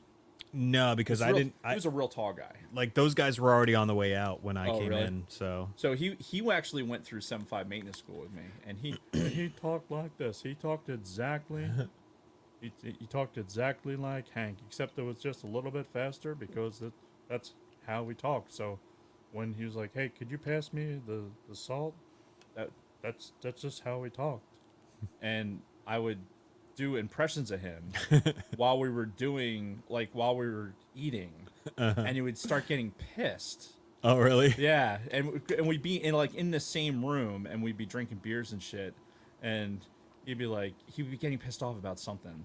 He was this guy, right? Who I know is not listening to this show. This guy, when we were going through avionics school, you talking about the competition. When I was going through that, I was a good avionics guy. I just was like reading the technical data and all that other shit. I was just really, really good at it, and I basically sleptwalked through that fucking course. Right. And we had to take a test every week. Sometimes there was 2 tests a week. Yeah. For all the different fucking schematics and all this other shit, right? So you had to take these comprehensive exams, and I used to I'd show up hungover and fucking blow through these tests, and then I'd be the first person out in the going into the cafeteria to go get a Diet Coke and a fucking a cookie. Yeah. And he would be so fucking mad. He would try and get the test done before me, so that he could fucking say that he got done before me. Oh, And then he would try and outscore me on the test. Like He was just that guy, and he would get so pissed off. So when I was doing the impression of him, it would just piss him off that much more. And I didn't pick up on how mad he was getting until somebody told me about it. Oh, right. And it was we were in a room, and he was actually getting ready to fist fight Kenny McMillan. Remember Kenny McMillan? Sounds familiar. He was a maintainer back in the day, and he was getting ready to fight him. And I unfortunately I think I was egging it on because I was fucking making fun of him. I was making fun of him. I wasn't making fun of him. I was just talking like him because it was easy. I can talk like that too. Sidebar. Hey, Isaac. Nice to see you. What's up, Isaac? But yeah, I would just talk like that, and I'd spend the entire evening talking like that. And then I think that's why Hank can come so easily, Right. because I'd just turn it on, and it would just be to irritate that guy. Yeah. And he was just a guy. He was from North Carolina, and that's just exactly how he talked, and it was fucking hilarious. Nice. And then when I was there, we had our Kiwi neighbors, so I was trying to work on a New Zealand accent, and it did not go well. No. It just for whatever reason, I just could not get I just couldn't do it right. I'm not even going to try right now. Because right now my voice just won't. Just won't do it. I can't. I can't will my fucking voice right now to fucking do that. Yeah. And he passes out. All right. It's getting pretty late. What? I got to be up at 3:30. So we should probably close this down. 3:30. Yeah.